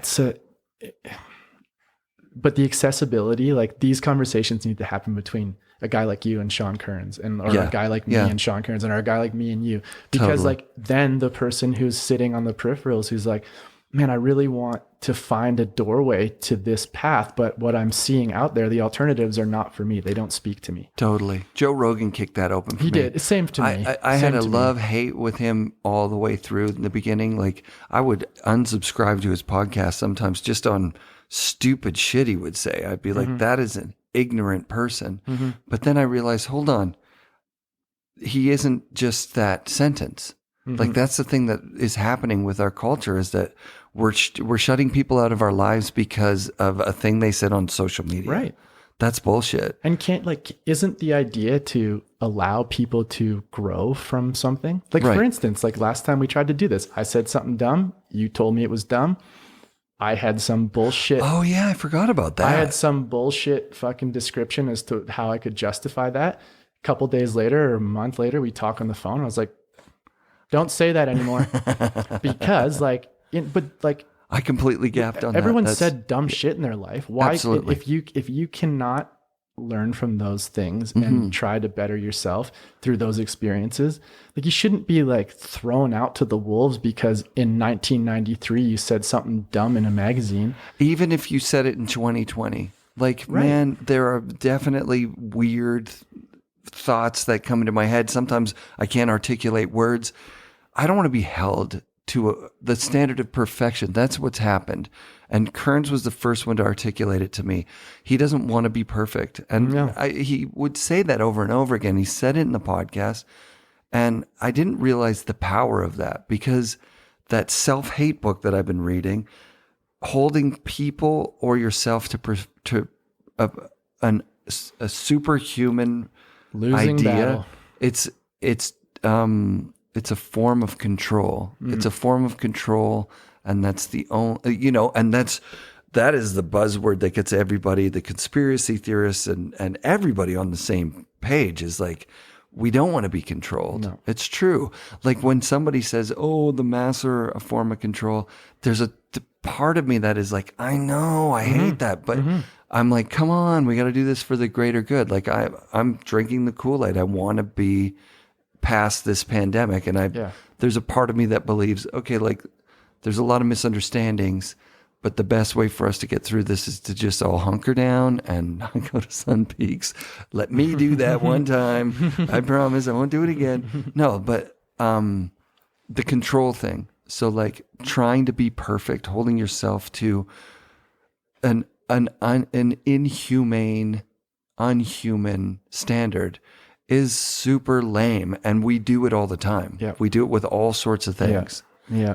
It's funny, again, like it sounds like Kearns is my prophet right now, but which you're not, but you're climbing the ranks, buddy. But we were talking the other night and he goes, congratulations, you're fucked up. And I was like, yeah, I know. I mean, like I had accepted that a long time ago. He goes, and he's like, no, don't take offense to that. And I was like, I don't, trust me. I'm fucked up. We're all kind of fucked up. Yeah. And it's like, embrace that, accept it. Like, acceptance. Call this podcast Acceptance. Acceptance, Jon Roth on acceptance. I'm not even on acceptance because you're the one who kicked that off. But I'm into it, man. I've found a way of accepting myself that I hope that every listener finds. Like, so if you're not, hey, if you already accept yourself 100%, great. Like, I'm happy to join the ranks of you with accepting myself. Right. It's hard. And everyone that's in my life is struggling with it. Yeah. 100%. Accepting themselves as they are. Yeah. Because it doesn't sell anything. Nobody can sell you anything if you are happy living in the woods, eating a fish from a river in a house that's warmed by fire that you chop. It's kind of what I'm doing right now. So nobody's selling you anything. So it's like, holy shit, panic. How do we get to this guy? Right. Right? I think just in general, like with the acceptance thing, it's like, I'm not 100% happy with who I am. Right. I'm going to continue to kind of kick doors open and try this thing. But I accept that I'm accepting of the fact that I'm not. Yeah, dude. You know what I mean? And I think that's the goal. And as long as you can kind of kick that can just a little bit further down the road every day, and it's like you start to like take a little bit more of that in and a little bit more of that in and a little bit. That's all you can ask for. You can't expect to wake up the next day and after your DMT trip and be like, I had a great conversation with my parents, I'm fucking keeled. Oh yeah, no. I mean, it'd be great. It's yeah. I mean, the idea that happened for me is not lost on me. That it took me 37 years or 45 years. Like from when I was 2 years old, I had a problem with my parents that I was trying to solve. Mm-hmm. And it took so much introspection and so much work to get to where I feel like I'm actually making progress. I wasn't making progress for like 45 years. It's a long time. And I really like what you said about like forgiveness versus acceptance. And it's something that like, I've been getting all these like pingy one-liners from like talking to you. And like Kearns the other day put something to me that just was like, he was like, I got this thing where I'm talking to people and I asked them, do you want me to listen or do you want me to fix? Yeah, that's a great one. And I was like, holy fuck, that is beautiful. Because like I always struggle with that. It's like I want to try to help whoever's trying to tell me what they're going through. Yeah. Just as like sometimes I want people to help me when I'm pouring it out to them, right? Totally. But then sometimes people just want you to listen. But he's like, fucking ask it. Ask it. And it's like simple. takes so much bullshit out of all of it. Would you like me to try to help you when we're done this conversation, or do you want me to just sit and listen to you? Because I'm totally comfortable doing either one. Yeah. And like that, but it's so huge. Going back to what you said today about forgiveness versus acceptance, it's like, and I've never heard that. I've been working on it all week. And it was fucking bang on. It's Thanks, like, buddy. Because to me, like I would have thought they were the same thing. Right. And actually when I talked to Natasha about it, she was saying that she heard a podcast about it from the opposite way, that forgiveness doesn't require anyone else. You can forgive anyone for anything. That's up to you. Mm-hmm. So I choose to interpret forgiveness versus acceptance as forgiveness is like acceptance, but it's got a bunch of caveats. Mm-hmm. I'll forgive you if you apologize and never do it again. Yeah. Right? Like, so that's not unconditional. Like, I don't love my kids like that. Mm-hmm. I love my kids unconditionally. Mm-hmm. Acceptance is unconditional. There's no conditions. Mm-hmm. If you poured your coffee on me on purpose, I could demand an apology and forgive you, but I'd always hold it in the back of my mind, but that asshole poured coffee on me. Mm-hmm. But if I accept, oh yeah, Jon Roth poured coffee on me, and then someone asks, hey, Jon Roth poured coffee on? Yeah, he did. Yeah. That's it. Yeah. As opposed to like, oh, this one time, Jon fucking Roth. It's like forgiveness gives you a kind of edge over the thing you're forgiving. Yeah. I was thinking, where did the term forgiveness, where do I get my definition from? Well, I grew up in the Canadian public school system. We said the Lord's Prayer in the 70s and 80s. Mm-hmm. And there's, forgive us our trespasses as we forgive those who trespass against us. Okay, it's kind of old language. It's basically, hey, God, please be forgiving of my bad things, and I'll try to be forgiving of other people's bad things. Mm-hmm. But it requires bad things. Like I said, you can't forgive someone a gift they gave you, right? You can accept a gift they gave you, but you can't forgive that gift. It's got to be, you can forgive them for something they did to you or someone you knew or something that they did to themselves, whatever. But there's got to be a component where you've judged a bad thing to have happened. Oh, okay. And now I'm going to accept that thing and forgive the person. Mm-hmm. So forgiveness can be a part of your acceptance, but you can have acceptance without forgiving. I can accept that my mom smacked me when I was a kid and I didn't like it. I don't have to forgive her for that at all. Right. I just accept she did it. Yeah. It's completely fine. And it lives in the past, and all we can do is move forward. It's so much not a part of my day to day. Like, I realized in reading that book that there is sometimes you're taking actions for revenge, right? Like, so I didn't hit my kids all through them growing up as a revenge for my mom having hit me. Right. So I actually was like, Mom, look, I don't hit my kids. As opposed to being like, oh, I don't hit my kids because I think hitting doesn't actually teach them what we're trying to do. It teaches them to be afraid of us. Right. And I'm doing it because I don't want to be you. Right. And so then I would go to my mom and say, look, I didn't hit my kids. And it was completely empty. I got nothing from it. It just felt like, she's like, yeah, so what? Everyone hit their kids back then. And I was like, not what I was looking for. Yeah, no, I need the revenge. Give me the revenge. Yeah. Whereas acceptance requires, it doesn't require anything further. No, there's nothing in the future to do. There's no more to get. It just happens right now. It's like, hey, I'm a person who accepted that.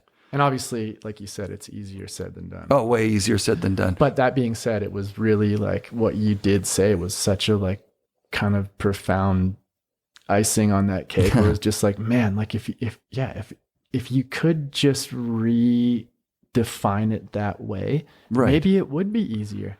I don't know. I mean, I don't know. I don't have a ton of trauma to work through. I've been very lucky. Like my family was great, But I do know lots of people that do work really hard at that. And it is so inspiring to see the strength of the people that have gone through shit that want to dig through it to get to the other side. It's dope. Like my wife is like, it's a beautiful thing. And she's inspired so much in me and in many people. But it's tough for me to relate to always. Right. Right.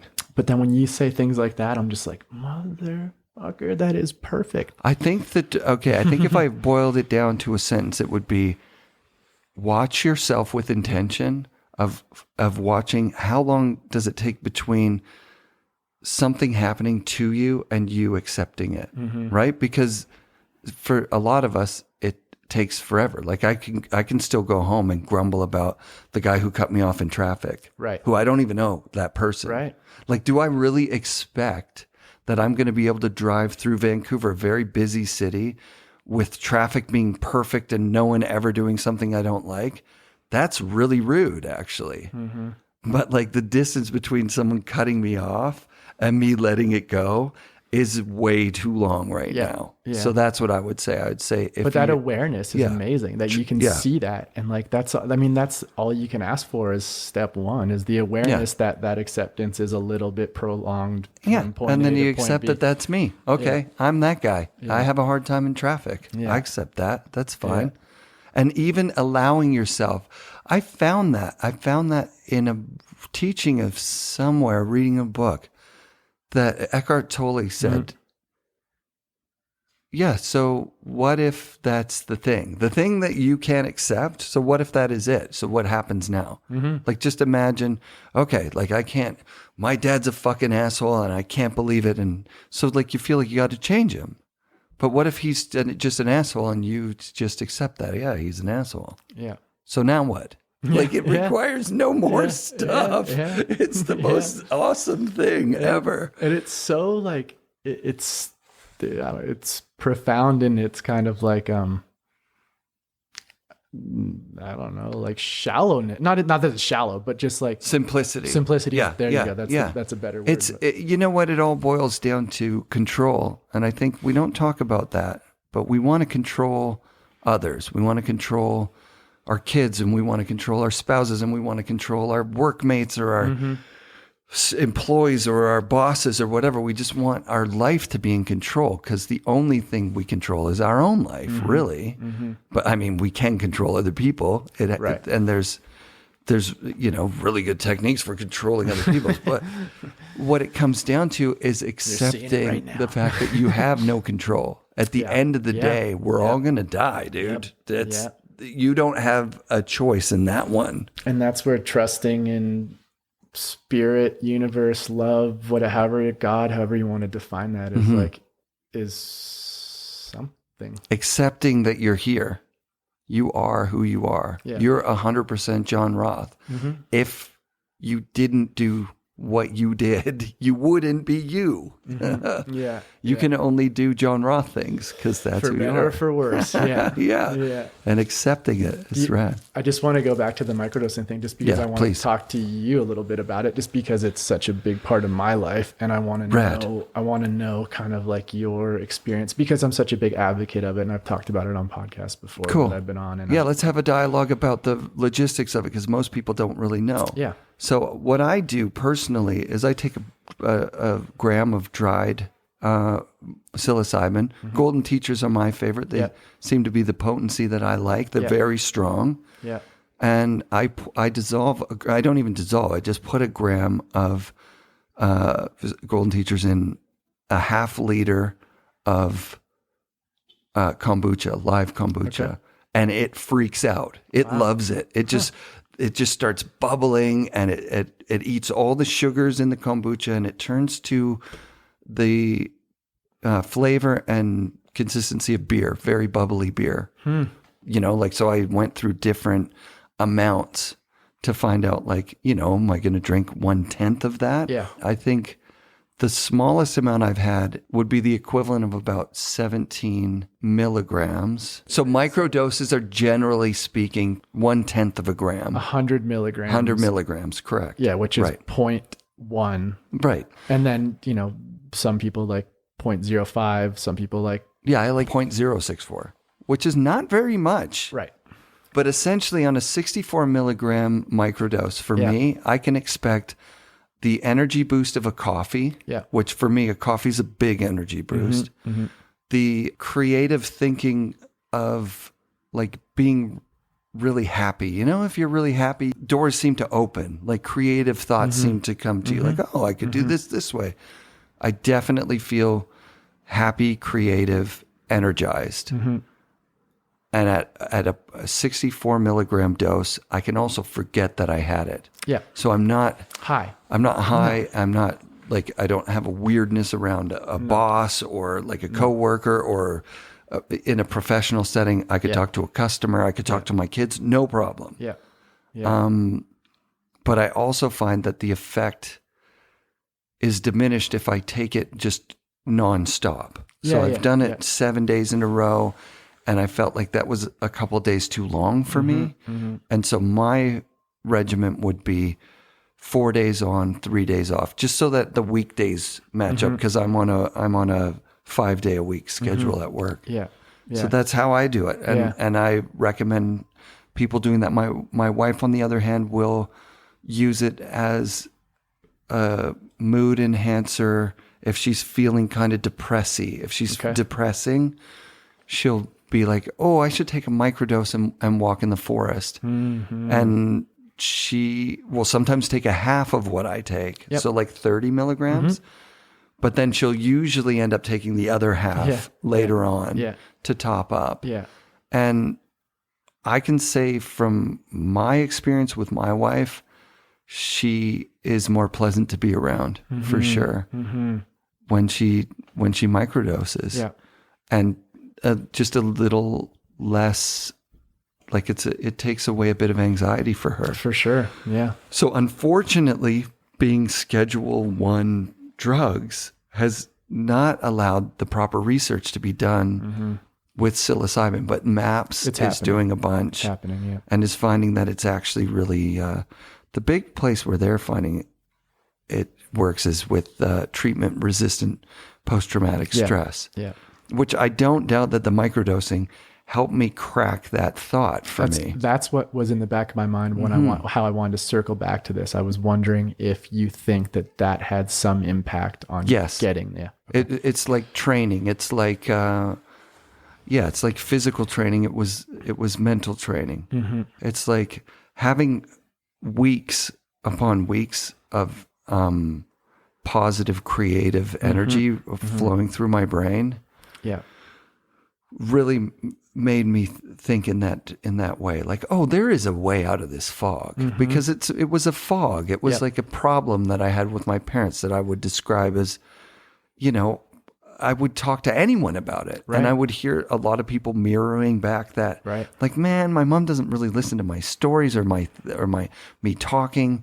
She's got her own kind of life that she's in that doesn't really overlap with me. I'm not feeling a connection to like who she was when she was younger, and like the fact that she's my mom, and like we have these shared experiences. I wish that I could tap into that kind of love feeling. But instead it's this awkward kind of, we're never really that open with each other. Except one time when I was on like crazy mushrooms, she called. We were in a feud. We were having one of those things that you have with a loved one where I was like, fine, I'm not calling you. Fuck you. Like, that's it. I'm not calling you at Christmas, and I'm not calling you on your birthday. Like, those are mega. So it had been over December 25th. My mom's birthday's the 23rd of January. It had been over. Oh no, you know, it hadn't been over her birthday. It was such a big deal for Christmas that I was like kind of like hunkering in, like, oh, I can do this for another 3 weeks until after her birthday even. Fuck her, you know, like, no way. I'm not going to break. And then it's New Year's Eve, 6 days after Christmas. And I'm high as fuck on mushrooms, really high. Like sometimes that's another thing that we should mention with mushrooms. This isn't like an exact science, because this is it's not. These are things that grow and have different potencies from plant to plant, or not even plants. They're from mushroom to mushroom. And so I took what I thought was going to be like a, medium-sized dose, a doable dose, and go out and be social. And I just turned around on the bus and went right home, and I was wrestling iridescent rings of light in outer space in my bed. Yeah, I was having a really fun time with it. And then my phone rang, and I looked, and it was my mom. And I was like, oh, fuck, okay, yeah, yes, we're doing this. And I answered it, and I told her, I like unloaded like my real thoughts. I was like, I find that you're disengaged and you don't care about my life, and you don't care about your grandchildren in a way that I find meaningful. And I really was probably really insanely harsh and mean, actually, now that I'm saying it out loud. Yeah. Then I sang her a song, told her I loved her, all this stuff. And I thought, okay, well, that was good for her, right? I don't know that it made us any closer. No. But that was, it was a bit of a truth serum, but it was also like, it was me just desperately reaching out to be like, I want connection, not control. And that was the problem, was I was controlling it with my evil mushroom mind control. Do you find now that you're at a better place with that and you're not maybe struggling with it all, or as much, do you find that, like, say you microdose now, do you have to go back there? No, man. No. It's that's why when you were saying, quit digging to your wife, I'm finally okay with not digging for the first time in my adult life right now. It's like, I feel pretty good. It's awesome. Like, what I really wanted was a bunch of people who snowboard to listen to my show and then reach out and say, and then for them to reach out and say, we like what you're doing. Yeah. And they've been doing that since the Kearns episode, like, so much. It feels really fucking good. Yeah. You should be proud of yourself, man. Thank you. I am. For the first time. For the very first time, I am. No. Yeah. Before I would just diminish it and say, nah, it's not that good, and don't listen to it. And like, honestly, like, it's funny. Just, this is to alley-oop you another compliment here, but thanks. Like, I literally like rehearsed like the fucking Grammys, like who I would thank on this thing. Rad. Because to me, it's that big of a deal. It's like, I got to make sure I thank, Evan Cole, and I got to make sure I thank Dave Downing and Cordell and Carmichael and Dave Lee and all these guys. And it's like, and Burton and, Lee Jack and all, like, my wife and my parents. But I literally like rehearsed it. That is so sweet. And I don't ever do shit like that. Like, nothing. I didn't study for tests. I didn't like, my band would go do shows. I didn't like it. I never have ever, like, it's very rare that I put myself in a position where I like consciously think about what I'm going to say before I say it. And that is a compliment. It's a huge compliment. How high of regard I hold this podcast and you and everything you're doing. So, you know what? It's too good of a compliment. Do you know what goes into my brain is like, listen, this show isn't me. The show is the guests. I've had so many incredible guests, yourself included, that the show is the guest. I think that's a little bit of a bypass too, though. Like, I agree with, like, obviously, like, you're as interesting as the guests you have on. That's like, crazy. But you're not. It's not. You're able to produce this thing that people want to listen to. Like, don't just say it's about, like, if you were terrible at this, no matter who you had on here, it would be fucking terrible.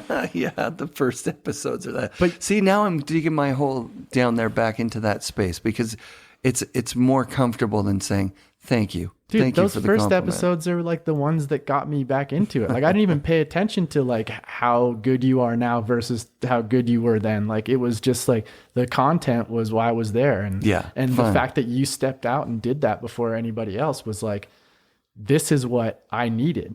Right. So it's like, and like we were talking about before we hit play here, it's like the beautiful thing is that you can look back on it and go, wow, look at how much I've done and look how much I've learned and look who I've had on here, and don't be embarrassed about what how you did it then, because you'd never done it before. Yeah. No, I learned on the job. That's the way I do it. That's the best way to do it. Yeah. It's the only way to really be in integrity with what you're doing is to actually do it. Yeah. And that's what we were saying about, no offense to any of the psychotherapists that tried to help me, because they were just trying to help. I mean, honestly, okay, let's dissect that a little bit. Some of them weren't trying to help. No. They were doing their job, and they were just like, okay, this is going to last an hour. Yeah. And you could see it. Yeah. You can feel that. You could feel that. That's a palpable feeling for sure. You should come into therapy, becoming a therapist from the point of view of like therapy helped you. That's how I don't think there's any other way to be in integrity. Mm-hmm. Right? Yeah. Unless you're like... I mean, that being said, I think some people have a way with being able to... Yeah. I think not every good teacher has to have lived what they're teaching. Or like, sure. You don't have to be a master before you can start to teach somebody. You could be level 2 and that person's level 1. Yeah. You know what I mean? So like, oh, yeah, totally. There's something to be said about coaching. Look at coaching. A lot of coaching. Like Mark McMorris's coach is not competing against him. Right. Of course. Yeah. And it's always been like that. Yeah. The guys who are really good coaches or support. Yeah. Yeah, you don't have to be all fucked up to help someone that's all fucked up, right? No. But I don't think so. But I think it helps that accessibility, what we were talking about before, like the fact that like, and that relatability is something that like fast forwards you to a place that might take a lot longer to get to if there isn't any relatability. Right. So let's talk about the microdosing thing again. Yeah. Where does your experience and lived experience like kind of line up with what I've experienced? Yeah. I mean, we used to do it back in the day, like partying, like microdosing too, though. Like Trini and I would, and we didn't realize it till now that we used to do it like that. We'd be like, oh, we'll just take a little bit just to take the edge off. And that was it. And it just made the night just that much sweeter, just a little bit sweeter. Fast forward to maybe 3-4, within the past 5 years, I can't really put my finger on it. I started just like pinching, just a couple of stem and a cap or whatever. And it enhanced what I was feeling. Like I was in a pretty good place. I felt really good. And the way it enhanced that was insane. Like I couldn't even believe it. I didn't feel high. I mean, sometimes the pinch would have been a little bit fucking heavy and it would surprise me, but it was still nothing I couldn't have handled. And then I started to like learn, and people were telling me that we're microdosing in a calculated sense. Yeah. What they were doing was like 0.1 of a gram. Come on. Like I'm half a gram or bigger, even as a microdose. Right. And then I started to like learn a lot more about it. And then I started to put that into practice. And I was like, man, like this is honestly right now, and this is going to sound really naive and real like hippie kind of, but it's what the world needs right now. It's not going to solve the world's problems. It's not, but and it's not for everybody. So I'm not recommending that everybody go out there and do this. Right. But if you're interested in it, do your research, look into it, and start with like 0.05 or 0.03 of a gram. Yeah. And see what it does for you. Because like, honestly, so I've got a brand that I've just launched called Ocean Rose. Sick. Ocean Rose Organics. Rad. And that's not a plug. I'm just telling you, this is leading. Plug away, dude. Do it. And we've been working with like a couple ex-NHL players that have had some pretty good brain trauma from fighting. And like, and again, I'm working on the scientific efficacy of this in terms of getting my chops up. Yeah. Because everything I have right now mostly is anecdotal. Yeah. But to me, although people out there would like to hear some science behind it, which I'm learning, the anecdotal stuff is what resonates the most with me. I was fucked up. I wanted to maybe die. I wanted to do whatever. I started taking this stuff from that angle, and it's literally revolutionized my life. My brother's had suffered with anxiety his whole life. And he's straight, narrow. Yeah. He likes his bottles of whiskey and his beer and stuff, but he's... Isn't that funny that that's straight and narrow? But it is. But you know what I mean? Like in terms of like, and his wife's a nurse. So it's like, it was a hurdle, a big hurdle. I've been telling him this right when I started it. You should start this. You should try this. Yeah. Couldn't do it. Finally he started doing it. He's like, honest to God, you've changed my life. My wife, who really cautioned me against doing this and didn't want me to do it, said you can never not do this. Wow. And then like, Gratz, like Josh Gratton, I believe his last name. Yeah, Gratton. Was an ex-NHL player. It was the same thing. I worked out with these guys, primitive patterns back in Collingwood, and they were training Gratz. Luke, the one brother, was like, hey, I know we had this amazing connection about all this stuff. And he was like, can I get Gratz some stuff? And I was like, yeah. And how it changed his life and he's like one of our ambassadors. He's stepping out in front of this. He's talking about it publicly. He's done posts. He's going on a TSN show about it in the next couple months. Oh, sick. So I do recommend that if you're curious about it, look into it and try it, because I've seen firsthand the effect and impact it can have on people. I know it's really buzzy right now. Yeah, I know it's like, and don't discount it because it's the popular thing right now, because I'm very good at doing those things too. I'm very good at being like, oh, that's cool. Fuck it. Like, yeah. Me too. By fucking off what's cool, I'm cooler. Right. Of course. But then after I've seen it and I've seen it and I've seen it over and over and over again with people in the flow state, if you're not struggling and it's not, you don't have something you need to work through, just the things you can tap into, like you said, like the creativity, the flow state, the this, the that, like I'll take it when I train jiu-jitsu or when I'm boxing or something, because honestly, I feel so in tune with what I'm doing.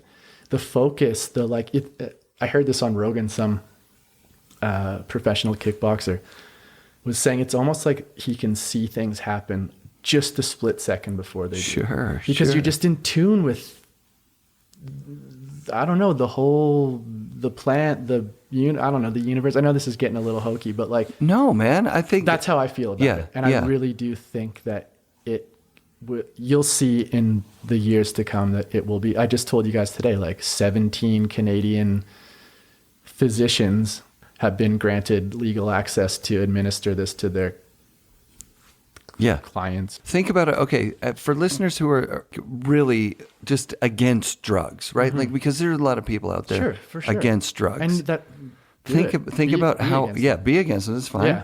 Yeah. Think about how people's attitude changed so quickly about marijuana, right?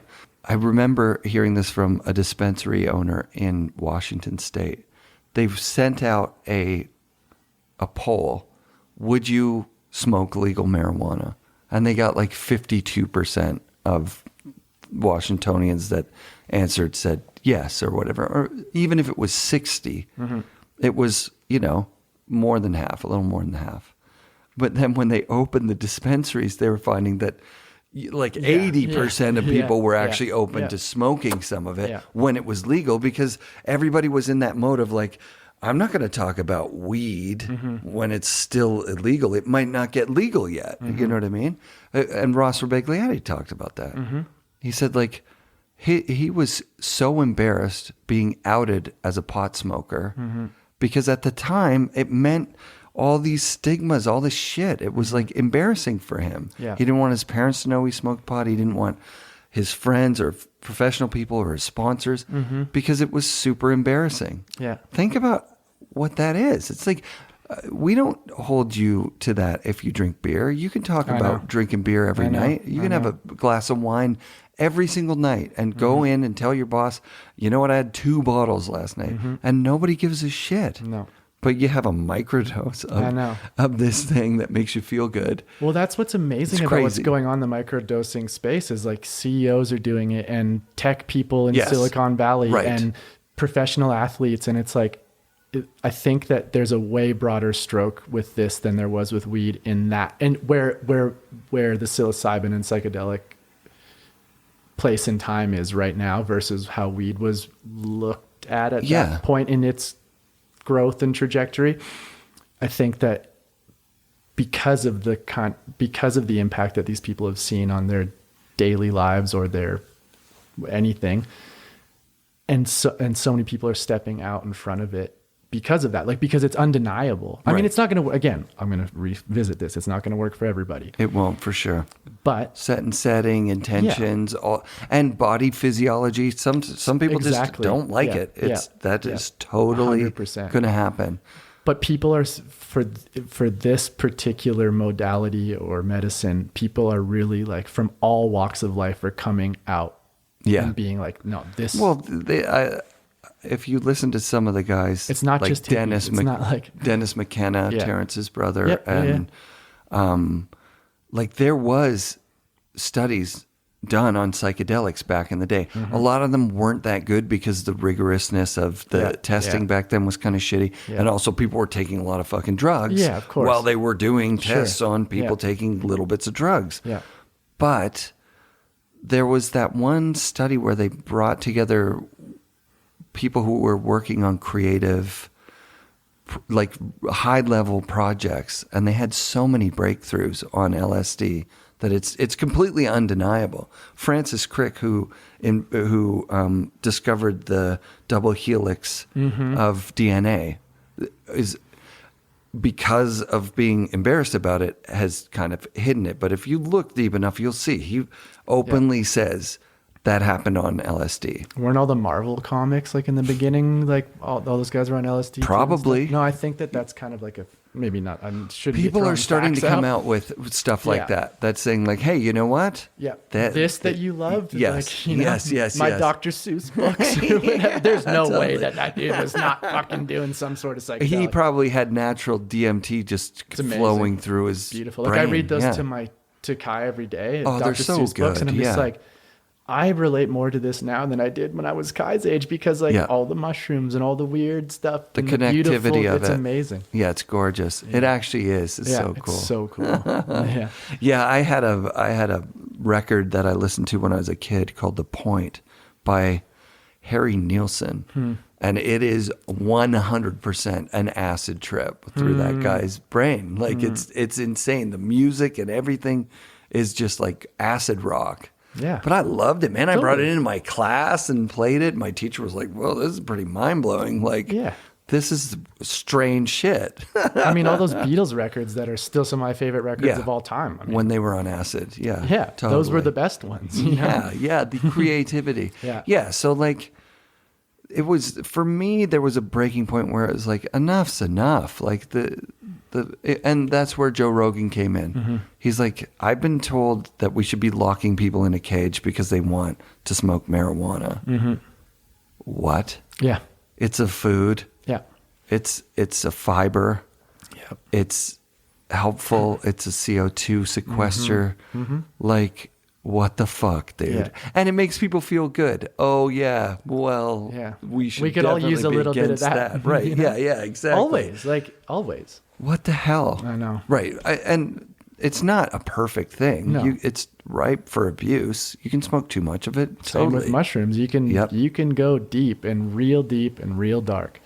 But when you're taking a very little bit, it's like a retroactive acknowledgement that you've been feeling better.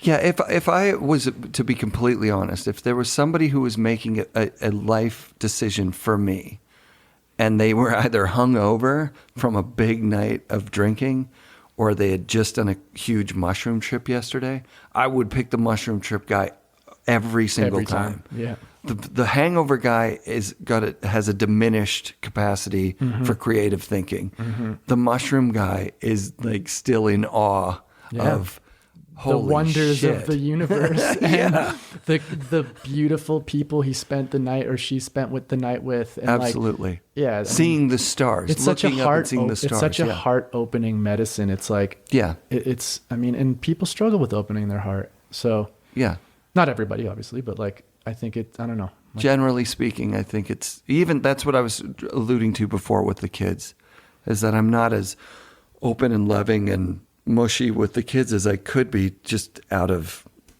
it's not that cool to do that. I don't need to be a cool dad. No. I love being a dorky dad, man. That's fine too. Yeah. You know, I just want to inspire my kids to do things that give them the kind of joy that making this podcast gives me. You know what I mean? Find your thing that's like that, and see if it'll work for you. Totally. See how long it works for you. Yeah. And when it doesn't work for you, then work at Sushi Village and quit. And then try some other stuff. Yeah. Do you want to talk about your businesses? Sure, we can breeze over that. Breeze over it. Yeah, because what was the very first business that you... Crow's Nest was the first thing. Crow's I started Nest. the barbershop. So and wildly successful up until this coronavirus bullshit, right? Yeah, which is decimating. It was just going crazy good. Yeah, I have an insanely amazing team, and really the one thing I'll say that I know I nailed was I built a fucking amazing family there. Rad. I can't say that about everything I've done. Sure. But I'll stand on that fucking soapbox. Like the people that are involved, it's a family which has its drama and has its stuff sometimes, but I mean, that's what has been my vision, let's say, coupled with the people that are involved that work so hard and bring everything to everything all the time is like why we were able to. It's a barbershop with kind of a skate shop feel. I like that. Like a community feel, an old timey feel, like a throwback to a time when it was maybe a little more simple. And then you get really good haircuts. It's awesome. It's not super expensive. It's just, it makes sense. And the products that are there are all really relevant and good. Yeah. I love it. Yeah. It's great. It's a little scary right now, but we'll get through it. It'll be sweet. Like I know it will, but yeah. Okay, so we breezed over that. Yeah, and I will do everything I can to help make it go smooth there. I appreciate that. And you have so much, like, dude, when you text me and just said, "Listen, I know shit is so tough for you," like, and we sponsored the podcast, but I didn't get around to paying you, and you said, "Don't worry about it for this year." I was just like, and that to me was really tough, but I finally accepted it and was like, and because like. I'm gonna do whatever I can to get back to that place where I can, and if it's with a different brand or with whatever, like, I'm always gonna support this thing. I believe in what you do, man. That's the thing. You were the very first fan of the show that came out that really gave me a boost, where I was like, "Holy shit, guys, listen to this in New York City! Are you joking? This is insane!" Yeah, when we were at Baker, and it was just like Javis and all the boys were just like.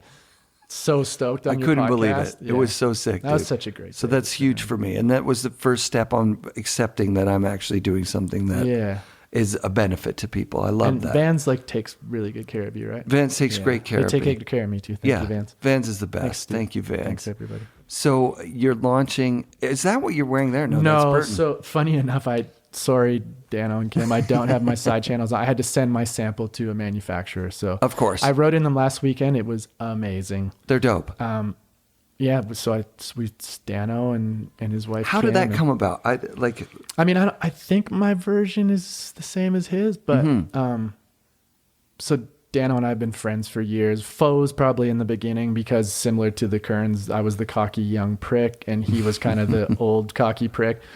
Perfect. And those two personality types obviously don't mesh up very well. But then as we got older, I got old, but we both got older. Obviously, that's how that works.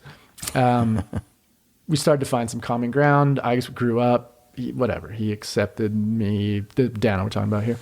Yeah. I lived with them for a couple of years in Whistler. Oh, sick. We worked together. We played music. It was such a beautiful time in that house. So Schwarty's house, which Dano lived in for decades. At the time I was there, I believe I think TJ and I overlapped, TJ Schneider. Andrew Hicks was just moving out when I was moving in. Sick.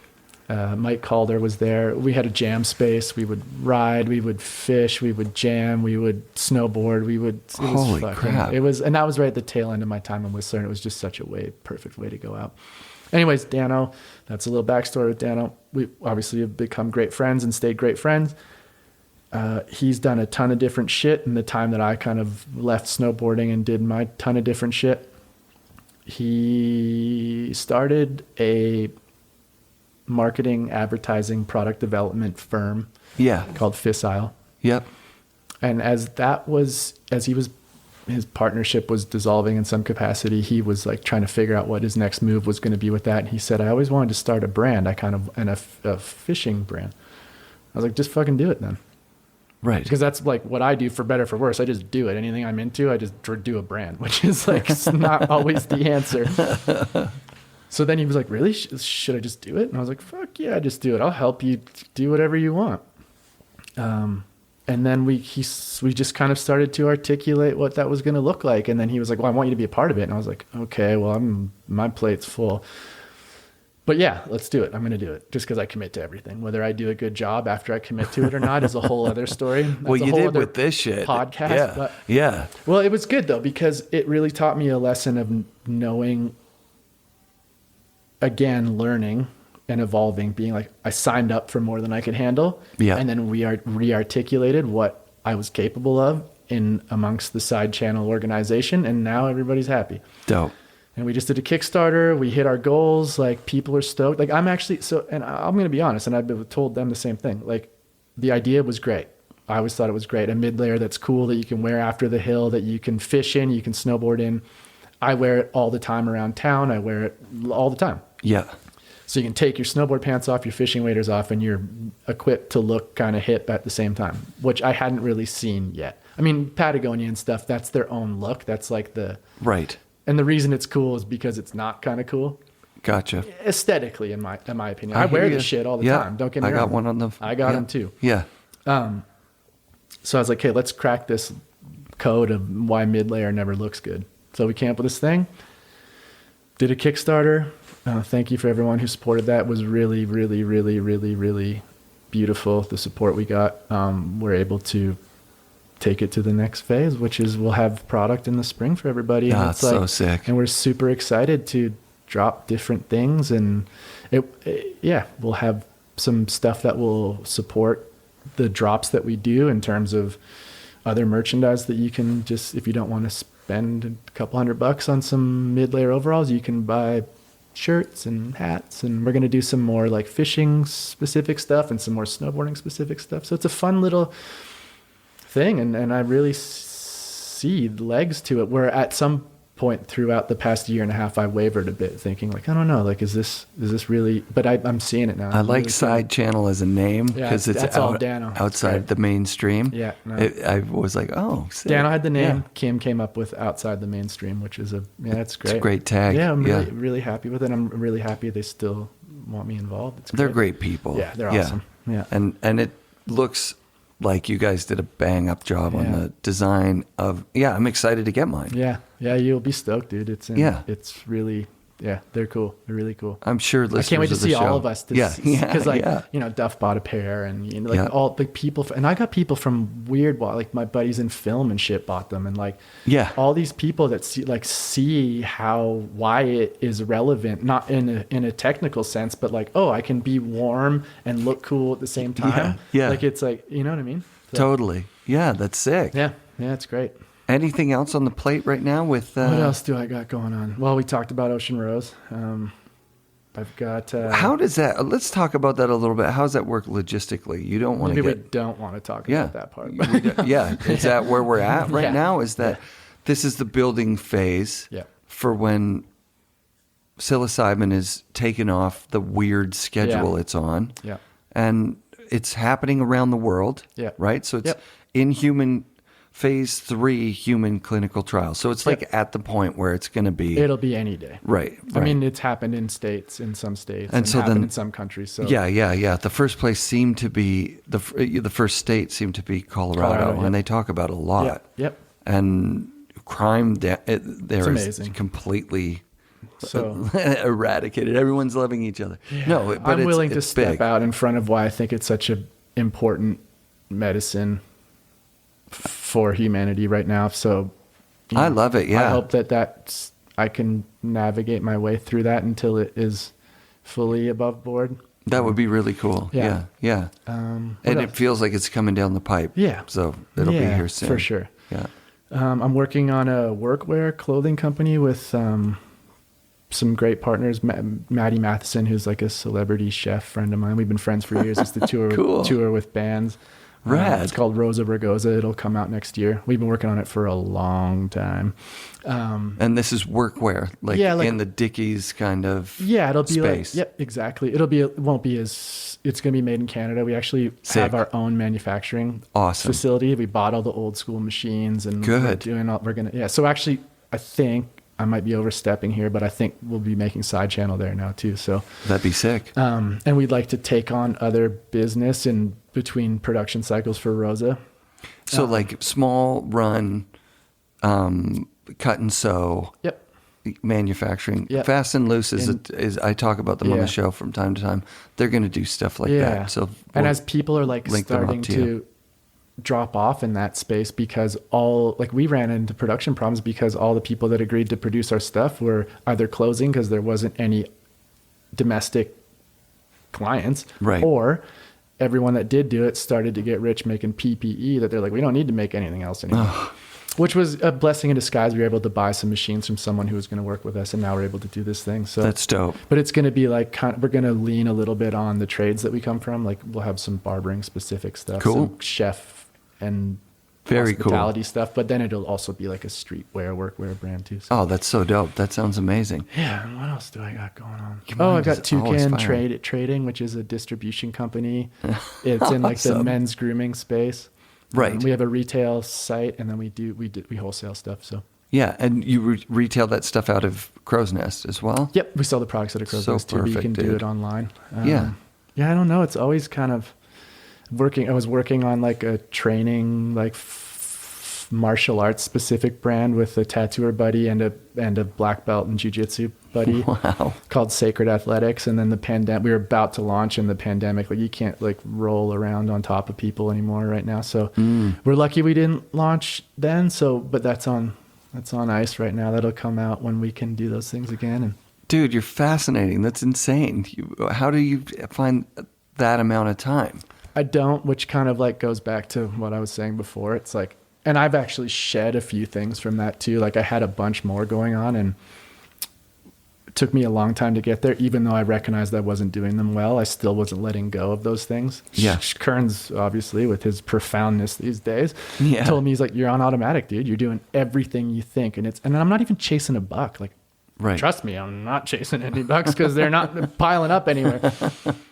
I just like to be involved in cool stuff and be able to like do things like and that. If something catches fire, it's quite exciting too, right? Because that's something that you made that's unique, that's new, and now it's rolling in money, hopefully. Yeah, and again, if it like is able to help supplement my life and whatever, then that's fine. Like I'm not looking for I'm not like the entrepreneur, because everything I do is stuff that is authentically stuff I'm into.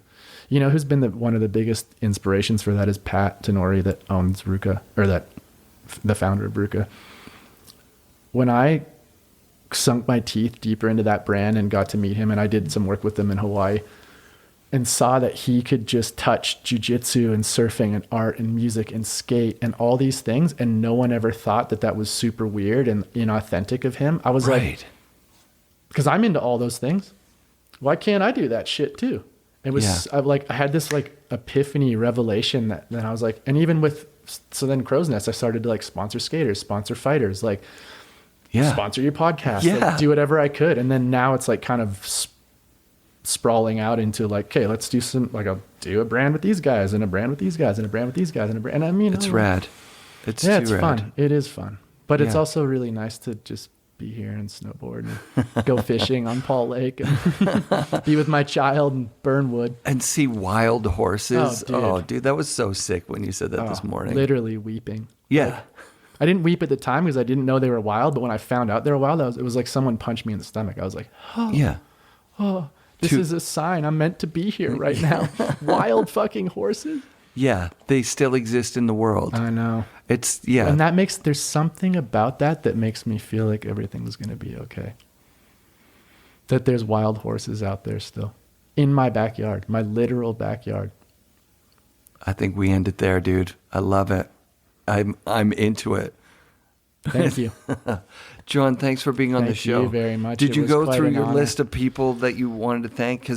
Maybe let's get some out there quickly. I think so. I said Evan Cole. I said Cordell. I said Carmichael. Yep. I said Dave Downing, the guys at Burton. John Sparks. Stu, Jay Good, everybody at Vans. See, it's totally like a fucking Grammy speech. I love it. No, it's Lee Jack, all the people, like all my friends. Like, I'll start playing the music family. now. Yeah, totally. Play you out. But I just like everyone that has helped me become me or allowed me to be me and allowed me all the amazing experiences I've been able to have in this life. Like we were talking about today, like that one of my favorite quotes is, you know, you show up to your version of Heaven's Gates and St. Paul says, how is heaven? Like, truthfully, I try to remind myself that every day, no matter how stressed out I am or sad or angry at what's going on or this, that, and the other thing. It's like this human experience is just as important as the ethereal realms and everything else. And it's been really amazing to be able to talk openly about that stuff with you. You know, it's like which is why I wanted to do this again, because I knew we would get into stuff that was important for me to express, not so that people could hear it, but just because I needed to express it with someone who could palate it. So, when you were saying that last bit, you reminded me that on a very specific DMT trip where it's just crazy colors, different dimensional shapes and entities and telepathic communication with aliens. Like, that's the best way I can describe it. And I came back, and at one point I realized this reality is so profoundly amazing. it is. It's great to have that perspective. I know it is. It's so good to have that perspective. And you can enhance that just a little bit with microdosing psilocybin. You sure can. You bring a little bit of that to this. Yeah. John, thank you. Thank you. It's been amazing. Awesome, man. Love you, Kai and Tasha. FNRad shout-outs to John and his wife Tasha and their son Kai. Love you guys. Wildcats OG is selling throwback Wildcat stuff at newly designed Wildcats items as well. Check them out on Instagram. And be sure to come back next week for another episode of the FNRad Snowboard Podcast, presented by Vans and brought to you by SIA Productions.